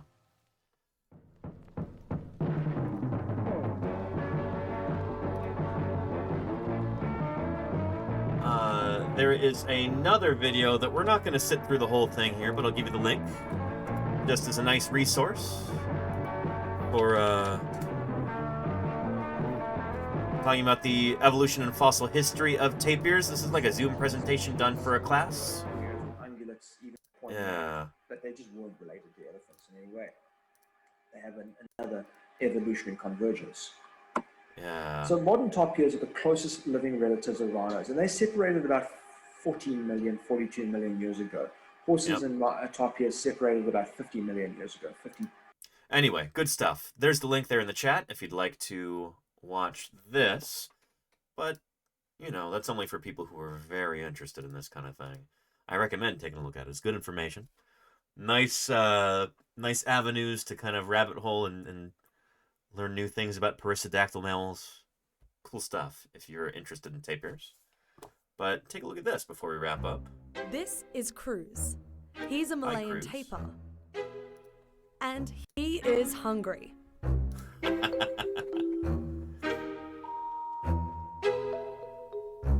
Malayan tapirs are the largest of the 4 species of tapir and are the only one native to Asia. A close relative of the horse and rhinoceros, tapirs have poor eyesight, but their sense of hearing and they're not, in the grand scheme of things, they are the closest relative to horses and rhinos. But calling them a close relative, it's a relative term, you know? There are not very many perissodactyls around anymore at all. You know, there's only 16 living species in this entire group. There used to be hundreds of species of just rhinoceros, you know? Hundreds of species of horses, and then, like, probably dozens of species of tapirs. Now for this entire group, all of Perissodactyla, for all of the perissodactyls, there's only 16 species left. And so, yeah, it's kind of like they're the only family they've got around anymore, are each other. But there used to be so many other groups of perissodactyls in between all of these as well. So yeah, these are kind of the last remnants of this once very common and sometimes like dominant group. And smell are finely tuned. And there you go, activated complex, If yeah. threatened or frightened, they've been known to demonstrate pretty quick bursts of speed. Yeah. They are also excellent swimmers and will seek refuge from predators in deep water while using their flexible nose as a snorkel. Although they are vegetarians. And I love that. So like they seem to have taken this footage specifically for this video here, and you can see the photographer's like background here. This like roll up background. This is probably in the tapir's enclosure, and they're like, this is too busy. It's not gonna look right in an online video. Like, let's roll in this photographic background here. You can see it right there. They can also defend themselves with a bite from their razor-sharp teeth. Their teeth are pretty sharp. Their I don't know if they're distinctive razor black and sharp. white coat looks very smart and also serves as an excellent camouflage. Predators will often mistake a tapir for a large rock when they lie down to sleep. Despite these adaptations, tapirs are extremely... And Casey Snort says it's funny how similarly horses and rhinos use their upper lips in the same manner. Bingo. That's because of a similar kind of underlying morphology that they all inherited from their common ancestor. threatened. Deforestation and encroaching human development, like flooding from hydroelectric projects, are all threats to their shrinking habitat. This is the Malayan tapir. Pretty cool. Yeah. What a neat creature. Really awesome. Let's see if we've got any new videos from this week for World Tapir Day. See if anybody's making a big deal out of that this year.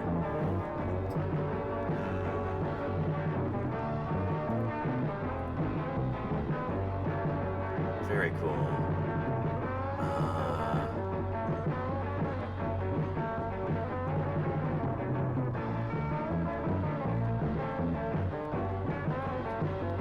Yeah. Let's try this.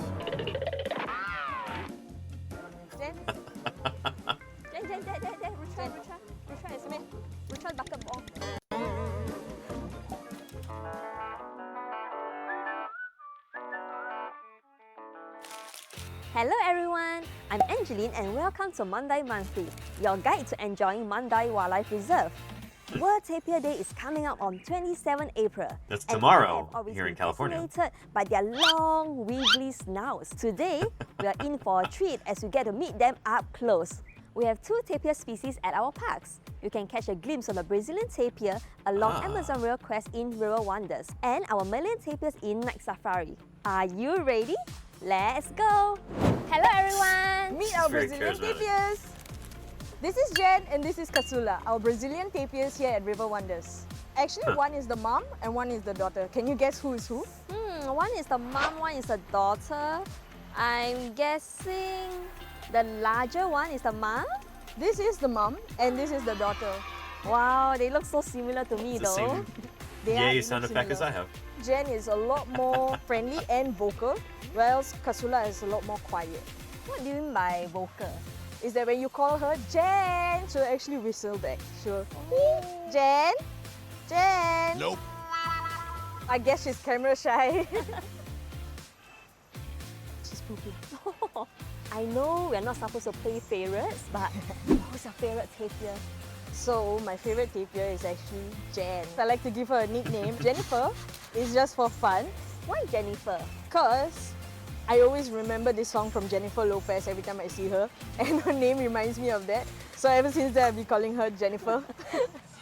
Don't be fooled by the rocks that I got. I'm still Jenny from the block. both tapirs actually really love their belly rub. And you can actually see that she's enjoying it because she does this little flicks with her nose where she brings it. Yeah, that's called the Flehmen response when they do that. That's like, so there's, I guess, like pheromone receptors underneath, it's like up by the gums almost. And so they're like, you know, she's like pulling in air through that. Yeah. And lots of mammals do it. It's true, Casey Snower. Yeah, the Flehmen response is a really cool, interesting thing. Batu says they look like an extinct animal. Well, they used to exist all over the world. They used to exist here in California until about 10,000 years ago when they went extinct here. Tapirs are...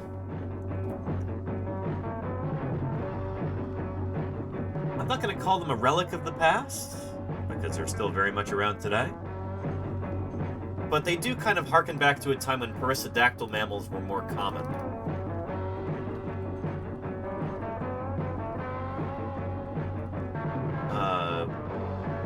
Yeah. Here, take a look at this video. Sorry, this is going to be a little loud. Let me turn it down. If you're a cat person like me, you've probably seen your furry friend looking disgusted with you. There's this face they make, like with the wrinkled up nose, the curled back lip, and the open mouth. That looks like they're just absolutely revolted. Good news, your cat doesn't actually think you're gross. So the three cats that I live with here, Moon Pie, Mini Pie, and Sweetie Pie, they will do this sometimes, especially Mini Pie. She does this a lot. Well, she'll walk up to one of the other cats and just stick her nose right up under the tail of one of the other cats, and then she'll kind of go back and go like that.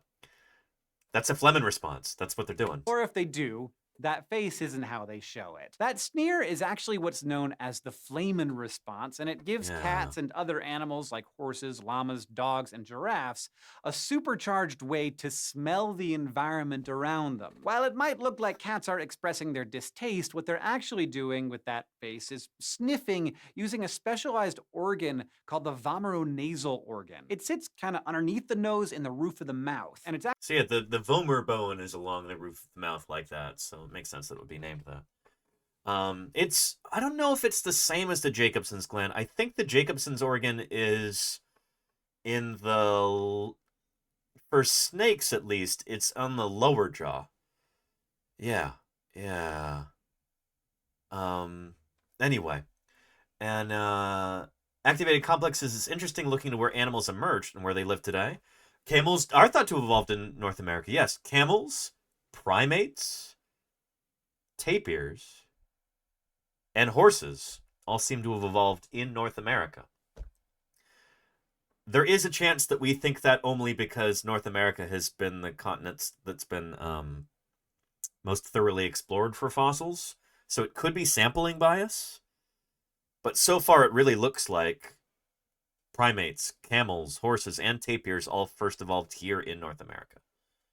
actually connected to the mouth by small fluid-filled ducts called nasopalatine canals. If you look in your cat's mouth, you can even see the ends of these. They're behind the sharp incisors. So good luck getting a cat to sit still while you take a look at the inside of its mouth.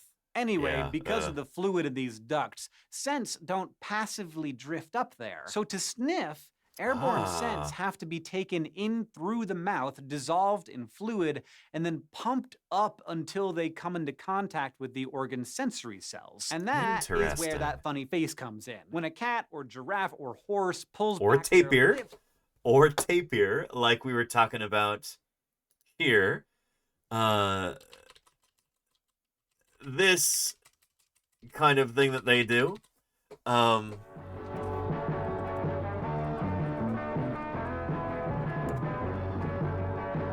yeah, like that. That is exactly what they're doing there. And it can look really funny. It can look really funny when they do that. Yeah.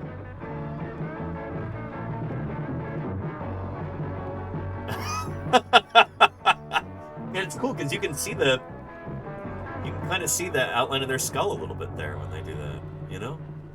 You're seeing this that you don't normally get to see. It's under all that soft tissue. Yeah. Pretty cool. Pretty cool.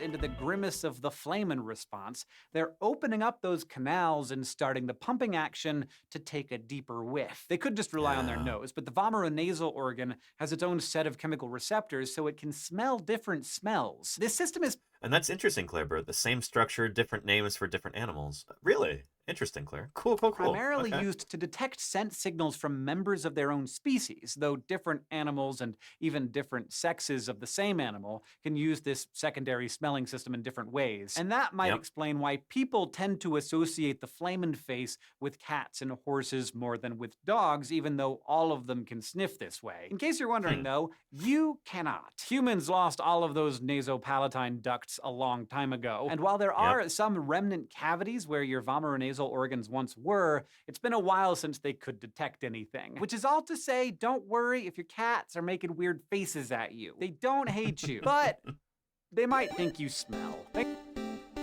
And Darth Goof, thank you for the 32 months of support. Ontogeny. This past Tuesday, I went to the Yale Peabody Museum. Very cool. Liked the fossil displays there. That's awesome, Darth Goof. There's some pretty noteworthy historical specimens there from old O.C. Marsh and John Ostrom and a bunch of other people. That's really cool, Darth Goof. And it's so cool they just recently reopened that. It was like just a couple weeks ago that Yale reopened the Peabody Museum after the recent renovations. So really glad you got to see that. That's awesome. That's awesome. Thanks for asking, Paul G, and thanks to all of our patrons on Patreon who vote. Yeah, anyway, here's a link to that video if you need that for any reason, everybody. But Darth Goof, thank you so much for the 32 months of support. Holy moly, do I appreciate that. Thank you, thank you. That's a long time to be supporting science outreach here on Twitch, and I really appreciate it. Yeah. Easy up and down. Sometimes she actually so there's that flaming response right there. She will forget what is going on around her. It looks like she really enjoys this. Yeah, she's falling asleep. Belly rubs equals vulnerability. So if they lie down like this, that means they trust you enough. This helps us with their normal daily routine of feeding, vet checks, and even full body checks because we have access to the full body.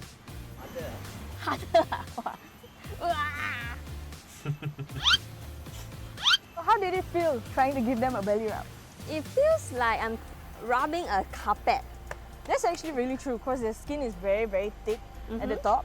But actually, it's very smooth when it gets to the underbelly. Oh. Wait, so this is like a flume ride here. Oh, wow. So I guess visitors would come through here on these little skiffs. That's cool. It gets to the underbelly. Yeah. Oh. So you gotta get in between the legs. Oh, wow. Yeah, You're right. very It's really, very soft. Kasula. Come here. Your bouquet is here. Come here. Oh, you show your butt. Yeah, good girl. Yeah. All right. What are the characteristics of a Brazilian tapir? A Brazilian tapir actually have a very light face. So if you notice, their face is a light grey compared to their darker brown body.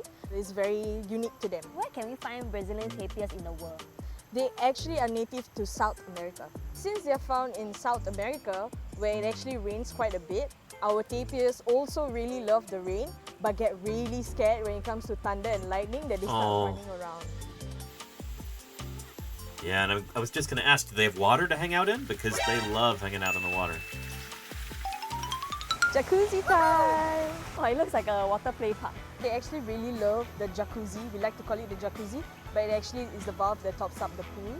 So they enjoy it and they like to stand in front of it sometimes. It looks like a very exclusive jacuzzi experience for them. 5-star. That's pretty cool. That's pretty cool. I have a feeling it's actually because it massages yeah. So maybe it has a therapeutic effect for her. Yes. And also the weather is really hot, so I think she's enjoying it. Yeah, apparently tapirs aren't very good at cooling down their bodies I highly doubt normally. you want to do that. I don't know if maybe they don't sweat or don't pant. I'm not sure, but I've seen in doing some reading before today's stream, read in multiple places that they're not very good at cooling themselves down, by doing something physiological. Instead, they just go and hang out in the water, or they just like lie down in the shade during the hottest part of the day. Horses do sweat. Absolutely, Caterpillar, yeah. Yeah. So that's All the my smile. sound effects here. I like to call that the little smile that she gives. Do you have any tips for guests who wish to spot Jen and Ursula? Yes, of course. So you can usually see them in the pool if it's a very hot day trying to cool off. Otherwise, you can actually see them on the terrain here on the bottom or on the first step.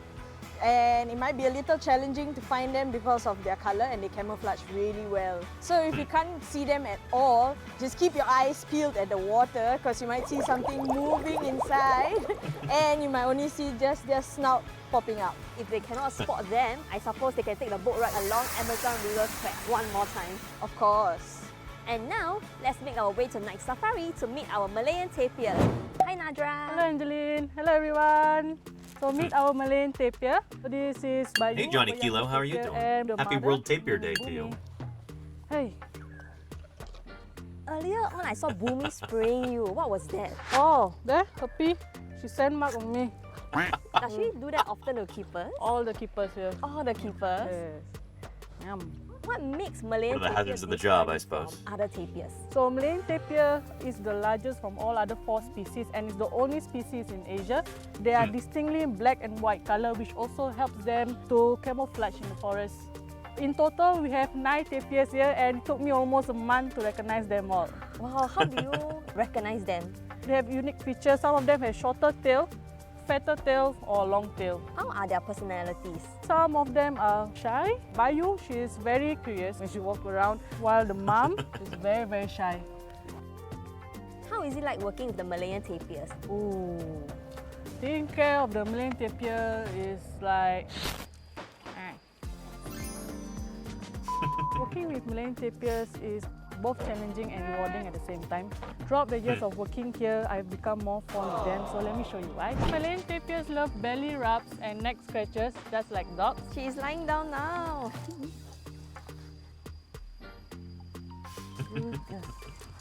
Wow, that looks so comfortable. Yeah, look how she's enjoying now. When they want pets, they usually just come towards us. Sorry. So when you stop scratching, what will they do? So they will show this face. So they'll give a pout? Yeah. To show they want more? Yeah. Out of the 9 Malayan tapirs, who is your favourite? This girl. Bayu is my favourite. I get to watch her. And a babbling Brit. Thank you for the follow. Welcome to Paleontologizing. It is good to have you here. Thanks for clicking that follow button. Happy World Tapir Day to you. I was born in Night Safari and I was fortunate to be one of the caretakers. To see her from a cute watermelon baby stripe to a fully grown adult. It's very satisfying to see her grow up healthily. To spot the Malayan tapirs, you can hop onto the tram ride in Night Safari. That's it for this episode of Monday Monthly. Thank you, Nadra. Thank you, Adeline. Bye, everyone. Pretty cool stuff. Pretty cool stuff. I will give you a link to that video there too. Yeah, excellent. And it is time for me to wrap things up here. My phone is still blowing up. I need to help coordinate with some of my team members for our endeavor tomorrow. We've got some cool fossil stuff going on, and shoot, I've got to be on site at like 7:30 tomorrow morning, which means I'm going to have to leave here like an hour earlier. It's going to be an early morning tomorrow, so I got to go get ready for that. Yeah. So very, very happy World Tapir Day to everyone. I hope you've enjoyed learning about these critters and hearing me talk about them as much as I've enjoyed talking about them and learning about them myself as well. Happy World Tapir Day, and I hope you all have a wonderful weekend. But don't go away just yet. We're going to go right into somebody else doing some science or something else cool here on Twitch. Let's see who we've got. We'll put another placental mammal, put a carnivoran, Smilodon, under our credits here. And let's see who else is here on Twitch right now. Well, well, well.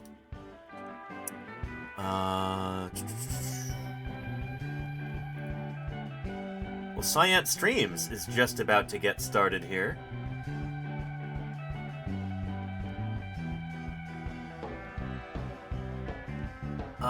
Let's go right into Science Streams. We've got new species of the week, left-handed genetics, mouse rat brain, ants marsupial flight, and more. Sounds like it's going to be kind of a mammal-heavy episode. Everybody's talking about mammals today. Excellent.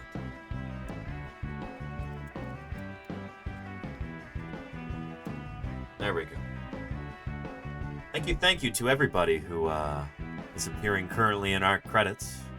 Cheerers, thank you for cheering those bits. Moderators, thank you for helping make this a safe and welcoming, inclusive community.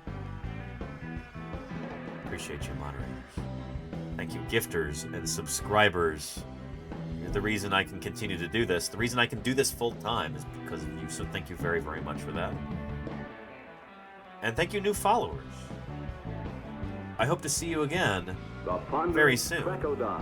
32 feet long and 14 feet high. Like you, Alina Fenomene. 1,500 teeth and not a single cavity. Some good dental hygiene there, Alina. I'll be streaming again on Monday, like I do every weekday. Talking about natural history, talking about the fossil record, talking about dinosaurs very often, because that's what I actually work on. We've got some exciting stuff coming up next week. I hope you'll be there for that. For now, we're going to go right into Science Streams. And I'm excited to see what Balint and Lita have got cooking. They are two active research scientists with their PhDs in molecular and systems biology. It's always a good